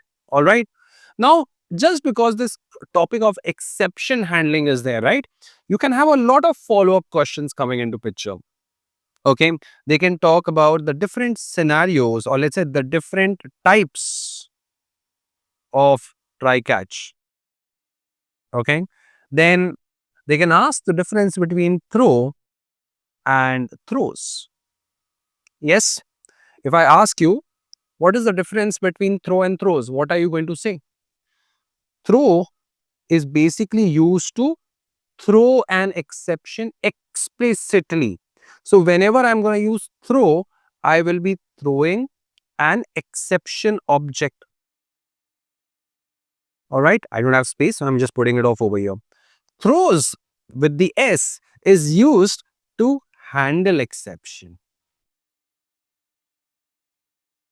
Throws is going to be applied to the method name. Next to the method, you have to say which type of an exception you want to throw. Okay, throws over there. And if I am going to use the throw keyword is going to be the part of the method body. Is this part clear to everyone? Yes? Now, another follow-up question, guys, that can come into picture is the exceptions that you have seen in your project, the different kinds of exceptions. So as I've said, we saw protocol exception, we saw IO exception, malformed URL exception, right? Your string index out of bound exception, array index out of bound exception, null pointer exception. All right, these are the different exceptions that we have seen in Java. All right, but when you say that you have built your complete automation framework, you should also remember the different exceptions which are coming from different libraries. All right, so over here, when you're talking about API testing, let's say you're going to use REST assured over there. All right. So different exceptions can come into picture. You can have connect timeout exception. Basically, this exception is going to come into picture whenever you are trying to connect to the server, but the connection did not happen. There was a timeout coming into picture. Server can be down. Anything can be down. The server might be busy. All right. So you're going to get this connect timeout exception. Socket timeout exception. The server did not respond within the expected time. The difference between the first one and the second one is that here you are trying to establish a connection. All right, that connection did not happen. Now, the second one, the socket timeout, is the connection happened, but we did not get the response back on time. Is this part clear to everyone? Next, connection refused exception. The API endpoint is unreachable. Anything can happen. Server can be down, all right, or the URL can be incorrect. So this particular exception is also a very important exception. Please make a note of these exceptions, all right. Now, in this way, there are multiple exceptions, okay? The other is request response issues. When you're working with JSON, when you're working with Jackson, all right, you're sending and receiving data, okay? You can have these exceptions coming into picture.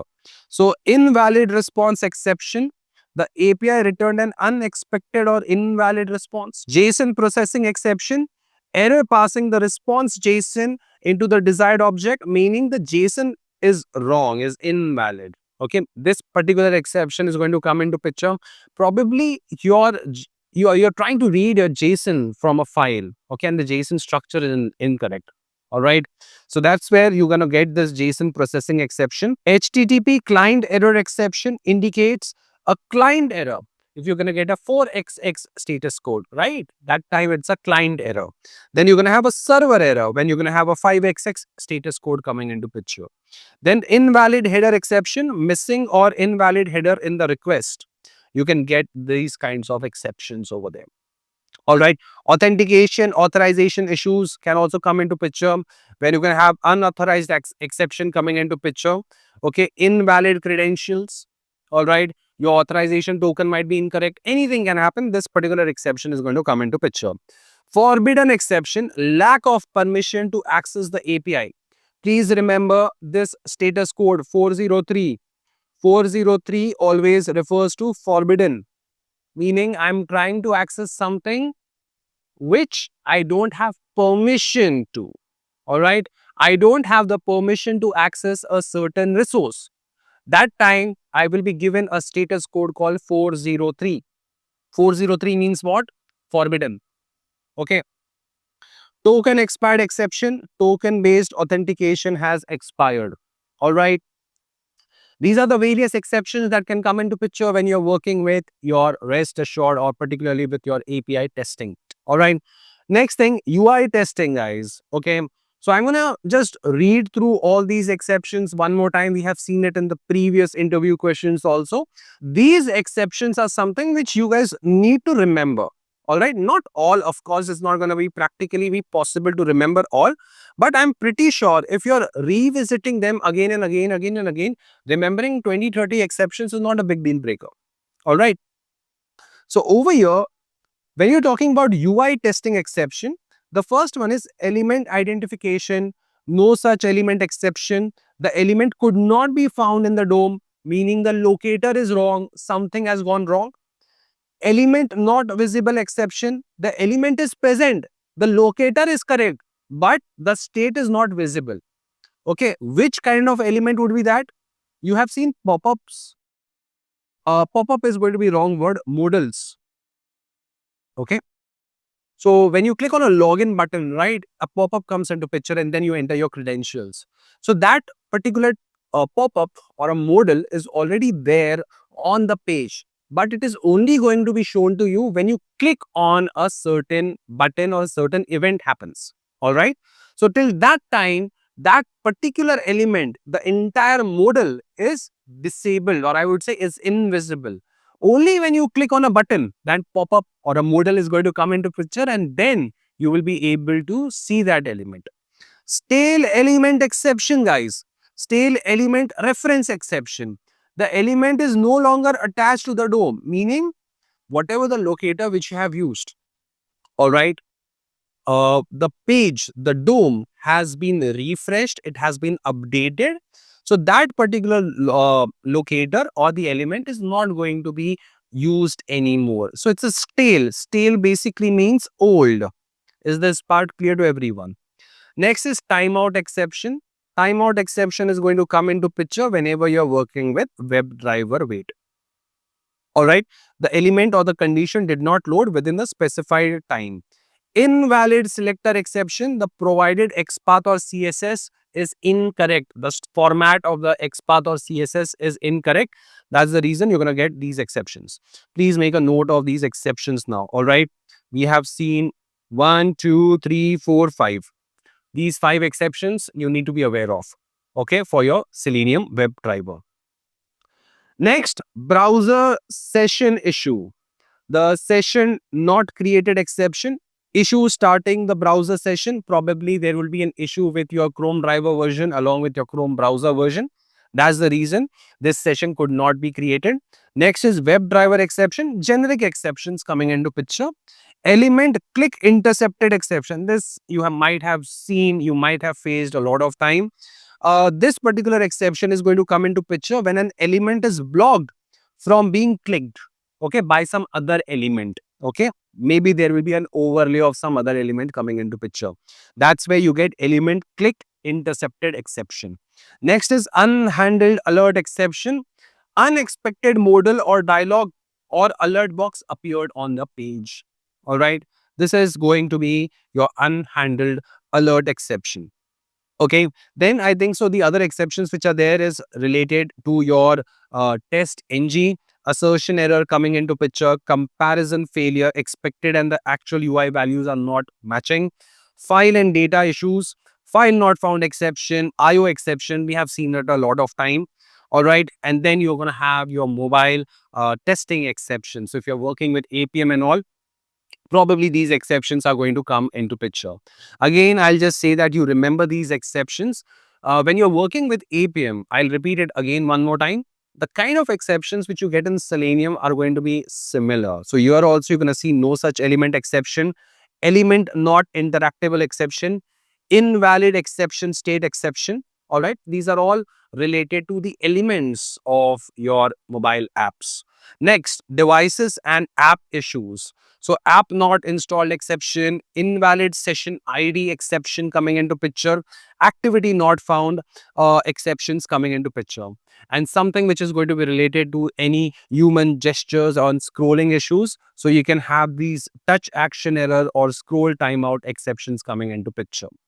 Then finally, your network issues also, if your app is going to be interacting with your internet and all. So network connection exception, network connection is lost during the testing, and remote end exception, the connection with the APM server is terminated unexpectedly. All right. So these are the exceptions which are related to your mobile testing, your APM. Now, finally, some common generic exceptions again, just to revisit them again. You have your null pointer exception. Okay, you're trying to access an object which is not created. You're trying to access an array which is not created. Null pointer exception coming into picture. Illegal state exception. The method was invoked at an inappropriate state or time. Class cast exception. Incorrect typecasting in the framework code. Where do you see this particular exception coming into picture? When you work with JSON, when you work with Jackson, okay, you might have seen it during the serialization also. Okay, when you're trying to convert a .so file into a different object, okay, that time you will be getting class cast exception coming into picture. All right. Data provider exception is basically an exception coming from TestNG. Configuration exception, issue with the configuration file. Okay, this is going to be related to some kind of a property files or something like that. You will be seeing these exceptions coming into picture. All right, this is the same answer which we have seen in the past. I want you guys to read it properly one more time, okay, before we move on to the next question. And the next question over here, guys, is again a pretty simple one. What are the various agile ceremonies in your project? Now, again, before I go to this particular question, guys, just read this exception handling for me, all right? Spend 5 minutes going through this entire answer one more time, all right? Quickly do it. All right, guys, let's discuss the next question, which is what are the various agile ceremonies in your project? We have seen this particular question in the past also, right? Now, and the thing is, before we start talking about the agile ceremonies, let's try to understand what is agile. Okay. Agile is basically a software development methodology which focuses on iterative development. Okay, this is important. Collaboration, flexibility, and delivering small incremental changes frequently to ensure continuous improvement and adaptability to the changing requirement. All right, that's the definition of agile. So just couple of words that you need to remember about agile. Agile is basically what? Software development methodology, which works on iterative development. Second thing, it provides collaboration, flexibility, and delivers small incremental changes frequently. These small changes are going to be delivered frequently, which ensures continuous improvement. All right, to any new changes that are going to come into the system. Is this part clear to everyone? This is the definition of agile. Now, why do we need agile? That's the most important thing. See, previously there were different software development models. Waterfall model, you might have heard of this particular term. See, in waterfall model, you will try to get all the requirement in one go. And based on those requirements only, you will be creating your entire application. But in reality, it is not possible to get all the requirements in one shot. Are you getting the point?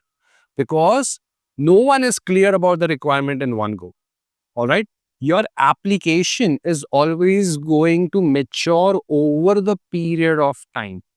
So if I'm going to get all the requirements in one go, if there is going to be any changes which are going to come into picture, I cannot introduce those new changes, or introducing new changes during the software development with the help of waterfall model is going to be very difficult. So waterfall model is not something that you can use in today's time. If your project is small, okay, it's just a very simple application, you can definitely go for waterfall model.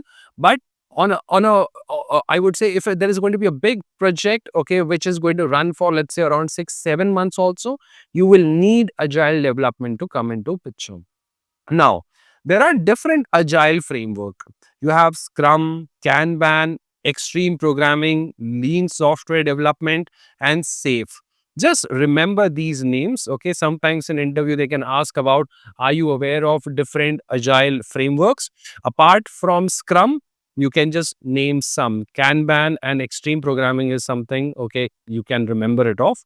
Okay, SAFe is also there. Okay, it's pretty easy to remember those things. Now, most of your software development follows Scrum framework. So Scrum is basically an agile framework that organizes work into small time-boxed iteration called sprint. Each sprint, okay, sprint is basically like a unit. When you say 1 week, you are going to have 7 days. You know that. So when we say sprint, a sprint is going to have 10 days. Okay, 10 days is basically 2 weeks. How 2 weeks? You would say it should be 14. Na? No, you work from Monday to Friday. So 2 times Monday to Friday. Monday to Friday is 5 days. Monday to Friday is 5 days. 5 plus 5 is 10. So each sprint is going to be 10 days. And this is something which you can really customize. You can actually modify in your respective companies. Okay, this is not a norm that a sprint is going to be 10 days. Sometimes people usually have an entire sprint for a month. Okay, so it totally depends on a company. Okay, but usually most of the companies follow 10 days sprint. Okay, so over here, a sprint is basically a time-boxed iteration in Scrum, typically lasting 1 to 4 weeks, where specific set of tasks or user stories is going to be completed to deliver a potentially shippable product. Okay, so something that can be used in production. Okay, small units, new features, okay, can be added on regular basis. Okay, so that these new features can be used. We can take the feedback from the customer. Okay, what kind of features they're looking for, and then we can again introduce those new features into our application. Now, the various key ceremonies, or I would say the various meetings that happens in your Scrum, in your Agile is sprint planning, daily stand-up, sprint review, sprint retrospective, and backlog refinement. These are the 5 important meetings that are going to happen. Sprint planning, daily stand-up, sprint review, sprint retrospective, and backlog refinement. The order is going to be like this only. Is this part clear? Now let's try to understand in detail the significance of each of these meetings. Now guys, let's try to understand all the important meetings a little bit in detail so that even if in interview they ask you about the purpose of any meetings, you are able to answer it off pretty well. Now, when you're looking at sprint planning, what actually happens in sprint planning is that the team is going to decide what work will be done in the upcoming sprint by selecting the task from the product backlog. Now, this product backlog, guys, is going to be refined, is going to be maintained by your product owner. All right. So from the product backlog, the task will be selected for upcoming sprint. I hope this particular part is clear to everyone. Next, why it is important. What is the purpose of sprint planning meeting? Is that it gives clarity on the sprint goals. Everyone will understand what they need to deliver in the next 10 days. Along with that, it ensures alignment and helps identify any risk. So during the sprint planning meeting, everyone will be aware what the individuals will be working on. And if there is going to be any kind of a risk, it can be discussed there and there itself. Okay. Now, the next one that comes into picture is the daily stand-up, okay, which is your daily scrum. What happens in your daily scrum is that there is going to be a quick 15 minutes meeting. Okay, that's the reason it's called as stand-up, because you are not supposed to stand up for a long period of time in a meeting. Anyways, that's the thing. Okay, the idea is to have a short meeting, okay, and a quick 15 minutes meeting where team members will share 3 things. Okay, these 3 things are going to be shared by every team member, the developer, tester, support guys. Everyone will discuss on these stuff. What they did yesterday, what they plan to do today, and any challenges they face. All right. So if there is going to be any kind of an issue, it has to be discussed in the daily stand-up meeting. Why it is important? It keeps everyone aligned. It identifies blockers and ensures steady progress towards the sprint goals. All right. So daily catching up whether the task is getting completed or not, and these are going to be all unbiased, or like no one is going to judge you for not being able to work yesterday, okay? But you have to create a complete transparency on the status of the work. Is this part clear to everyone? Next comes into picture is sprint review. Now that your task has been completed, there is going to be a sprint review meeting. What happens in sprint review?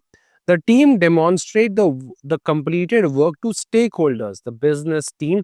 Along with that, they gather the feedbacks. Whatever the feedbacks the business team has or the operation teams have for the work, for the application, for the development, for your automation testing, you have to gather those feedback, and you have to make sure that those feedback, whether it is a good feedback or a bad feedback, let's say there is some modification they want, you have to start implementing those modifications. Is this part clear? Now, why this is important? Ensures that the product meets expectations and aligns with the business goals. So even the business is going to understand how exactly this particular feature is working now. Is this part clear to everyone? And it also gives the clarity to the development team how exactly the business is going to use these features. Is this part clear? Perfect. The next point, retrospective, the sprint retrospective. What happens? The team reflects on the sprint to identify what went well, what didn't, and what can be improved. Now, this is a very important thing, guys. Retrospective. Even in your learning, you need to make sure that you are retrospecting. Okay. How well were you able to study? Okay. What went right? What went wrong? How many questions you were able to answer in interview? How many questions you were not able to answer in the interview? Okay. How can you improve it off? All these things is something that everyone needs to do in their life, in every aspect of their life. So over here, this is important because it encourages continuous improvement and better teamwork. All right. So if you remember, the main goal of Agile is what? Continuous improvement, right? So over here, we ensure continuous improvement in our software development by doing retrospective. Is this part clear? Checking what went right during the sprint, what went wrong, and how we can improve your ongoing development. Is this part clear? The next one that comes into picture is your backlog refinement, that is the grooming sessions. What happens? The product backlog is going to be updated and the tasks are clarified, prioritized, and broken down into smaller items. Why it is important? It keeps the backlog clean, ensures upcoming work is well defined, and reduces confusion during sprint planning. Okay, backlog refinement. Is this part clear to everyone? Now, some of you guys asked me what are the various roles and responsibilities of different stakeholders in your sprint, okay, in your agile development. So I have also listed down the different stakeholders, different people who will be working in agile software development. The first one that comes into picture, guys, is your product owner. Basically, product owner is going to define the product vision and prioritize task in the backlog. So who is going to prioritize the backlogs, or who is going to prioritize the task in the backlogs? It's going to be product owner.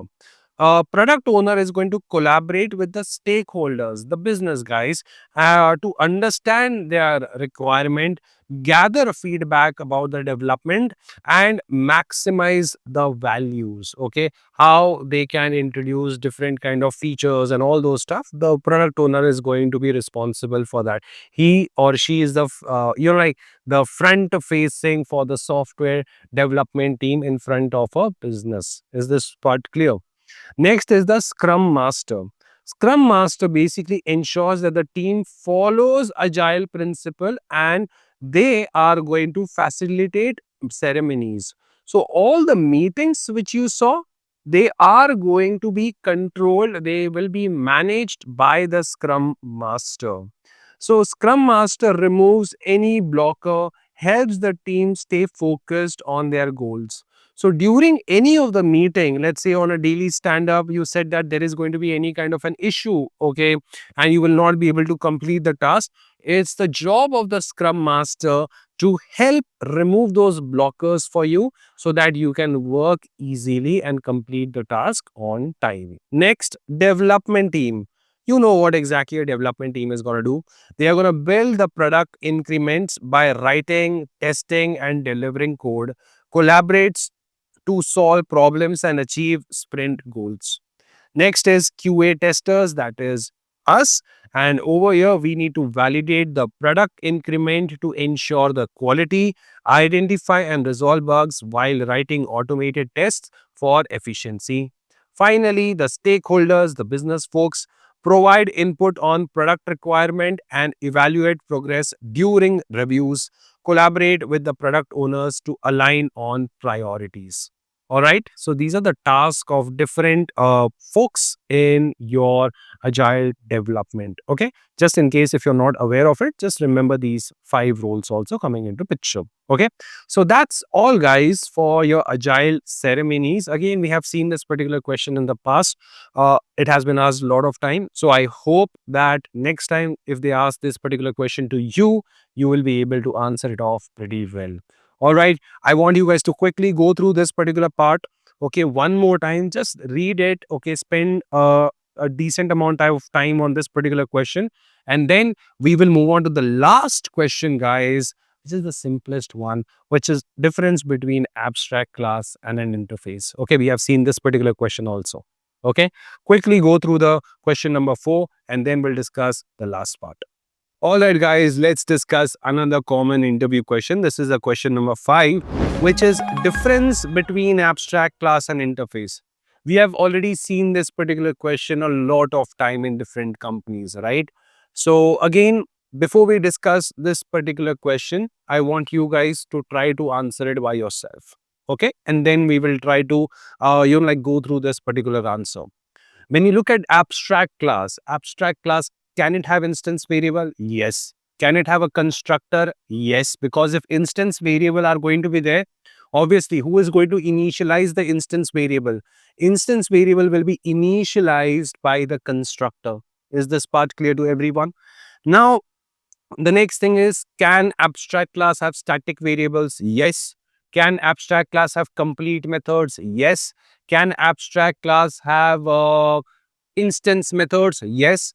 Can it have abstract methods? Of course, right? Those things are possible. Can abstract class have inner classes? Yes, it can have inner classes. So if you look carefully, abstract classes may or may not have abstract methods. The job of your abstract keyword is what? Abstract keyword is going to force what type of a polymorphism? Yes.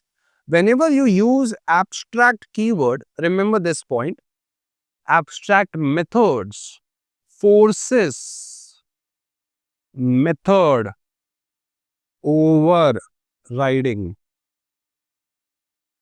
And what is the opposite of abstract? Okay, which methods cannot be overridden?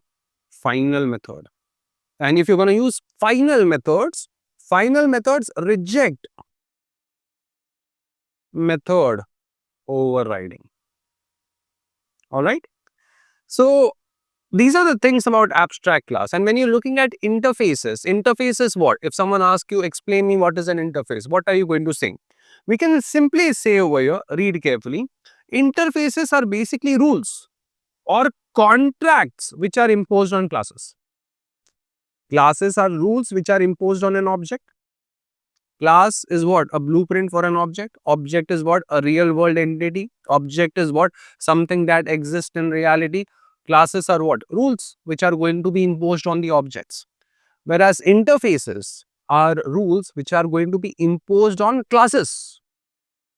Are you getting the point? That's the thing. So over here, interfaces are basically rules which are going to be imposed on classes. Whereas abstract class is a class which can have both concrete method and unimplemented abstract methods. Yes, perfect. The next point that comes into picture is method implementation. When you look at abstract class Abstract class can have fully implemented methods. It can have abstract methods. It can have static methods, right? So all these things are possible in your abstract classes. Now, a lot of time if the interviewer asks, okay, can interfaces have complete methods? People start saying no, because they have studied that interfaces can have only abstract methods. Now, this was the story, what, how long back? It was till Java 8 or Java 7, I would say. The moment Java 8, your Java 1.8 came into picture, things started to change. So read carefully. This is the most important point. You have to make sure that you answer it like this only. Prior to Java 8, before Java 8 till Java 7, only abstract methods were present in interfaces. Is this part clear? But from Java 8 onwards, you can have fully implemented methods in interface. Okay, you can have fully implemented methods in interface from which version of Java? Java 8. Okay. Now, these are the important points that you need to remember. Your interface can have abstract methods since beginning. The next one, interfaces can have complete methods. These complete methods, the concrete methods are called the default method, meaning you have to use the default keyword.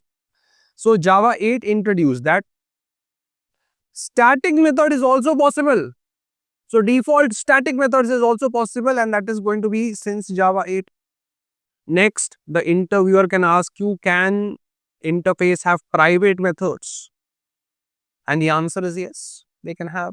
Interfaces can have private methods, but it is going to be available from Java 9 onwards. Okay. You can have private static methods also, but from Java 9. Okay. This is how you're supposed to answer. Okay. Can abstract have full methods? Yes, from Java 8 onwards, and you have to use the keyword called default. All right. Please make a note of this particular point. Now, variables and state. Abstract classes can have instance variables as well as static variables. Interfaces, your interfaces cannot have instance variable. Okay, your interfaces cannot have instance variable. What interface has is constants. Please make a note of this particular point. All right. Whenever you look at interfaces, all the variables in interfaces are going to be constant. And any variable which is going to be constant is going to be final in nature. We have seen this particular part.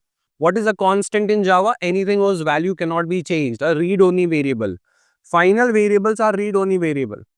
The moment a variable becomes final, it is also going to be static. Please make a note of this particular point. Static variables are not constant. Static variables are not constant. Final variables are constant. And the moment a variable becomes final, it is 99, no, 100% that it is going to be static.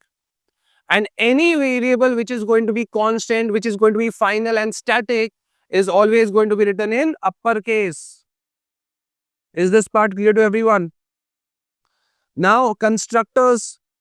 Abstract classes have instance variable, so they will always have constructors. They can have constructors because what is the job of the constructor? The job of the constructor is to initialize instance variable. Now, interfaces don't have instance variable. Interfaces have constants. You cannot create object of interfaces. So, if you cannot create an object of interface, you cannot have instance variable, then what will not be there inside an interface? Constructor. So, no constructor in your interface because all the variables are constant, not instance variable. And also, you cannot create object of interfaces. Please make a note of this particular point also. All right. Can I go to the next point? Inheritance. Whenever you use abstract classes, abstract classes are always going to be parent classes. Please make a note of this particular point. Your parent classes are abstract in nature. Child classes, ultimate child classes I am talking about. Okay. The ultimate child classes are going to be what in nature? What in nature? Tell me first. Final classes. Objects are always created of final classes. So when you are using abstract classes and child classes, you are actually going to implement simple inheritance or single inheritance coming into picture. Parent child, parent child.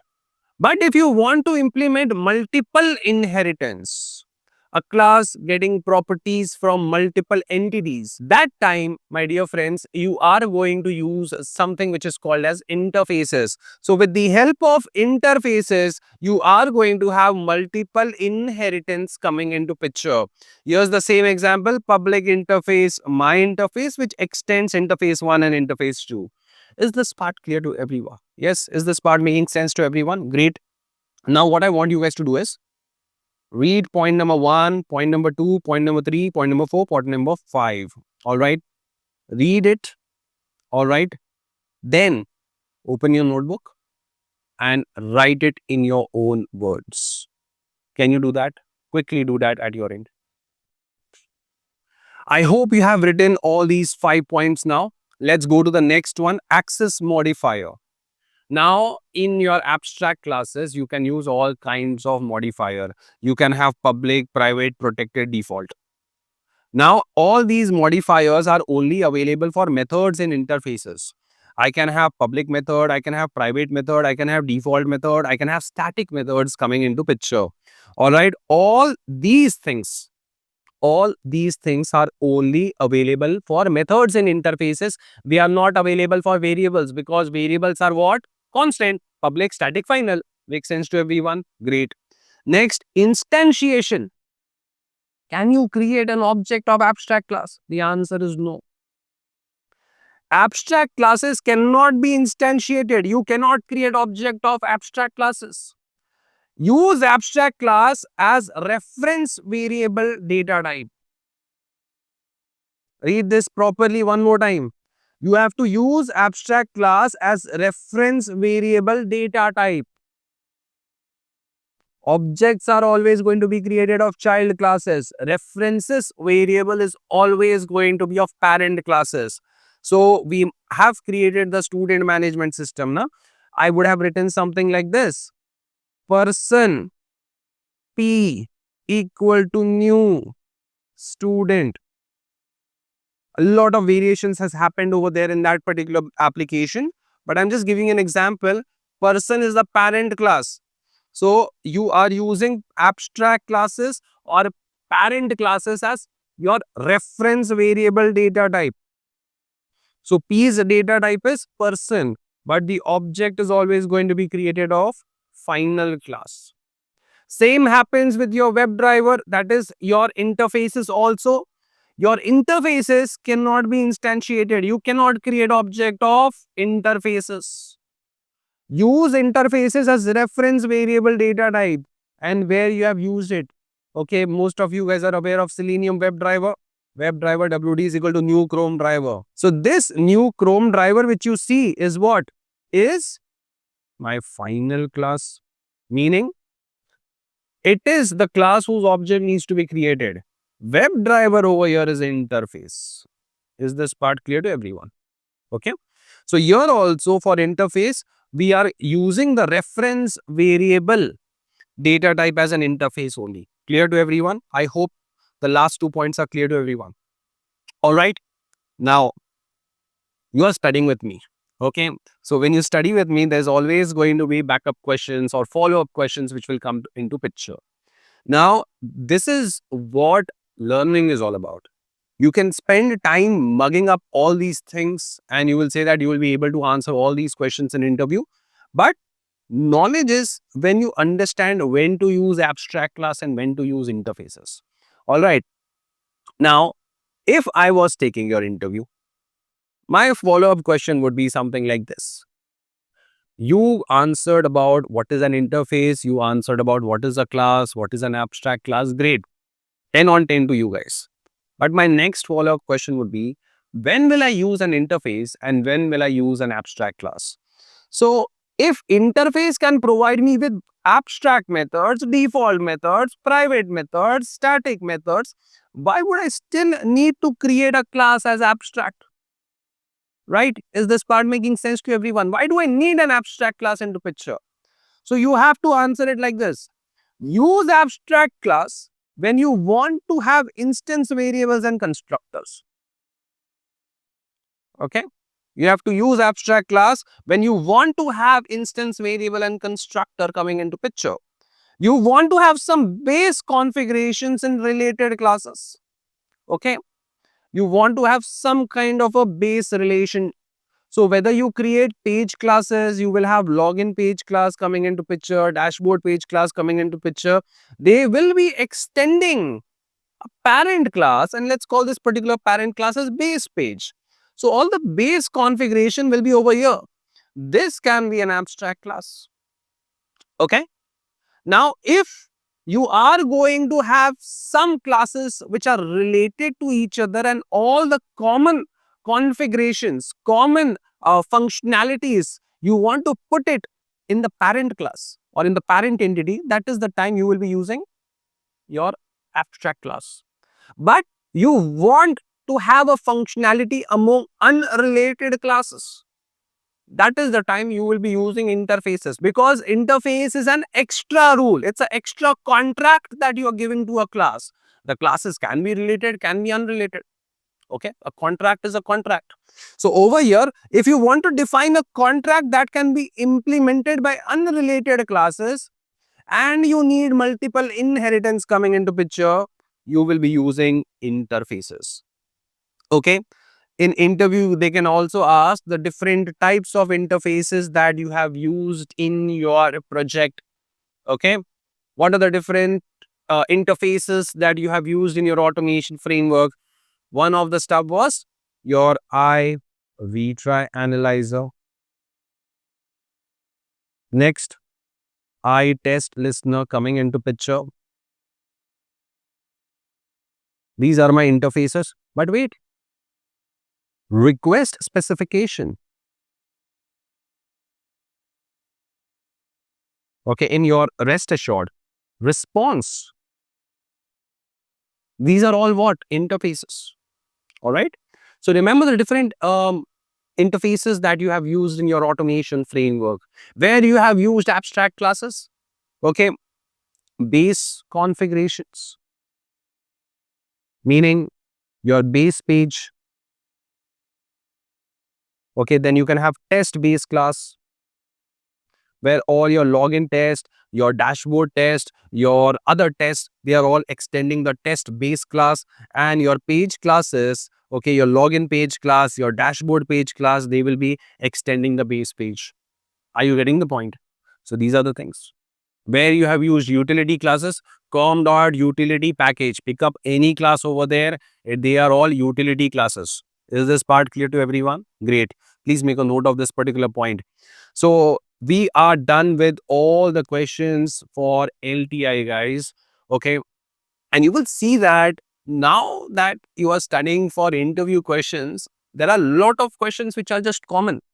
You know, like they will always be repeated again and again. They're evergreen questions. Okay. Now, I want you guys to revisit the entire document one more time. This is going to be the final touch. Okay. Go through all the questions, solve all the coding questions which have come in this particular assignment, in this particular interview questions, solve it off, and you're done and dusted. Okay. In case of any doubts and queries, you can put those questions in the discussion section of this particular video. Don't forget to mark your attendance. Now I'll be seeing you guys in some other interview question bank. Till then, take care. Bye-bye. Have a great day.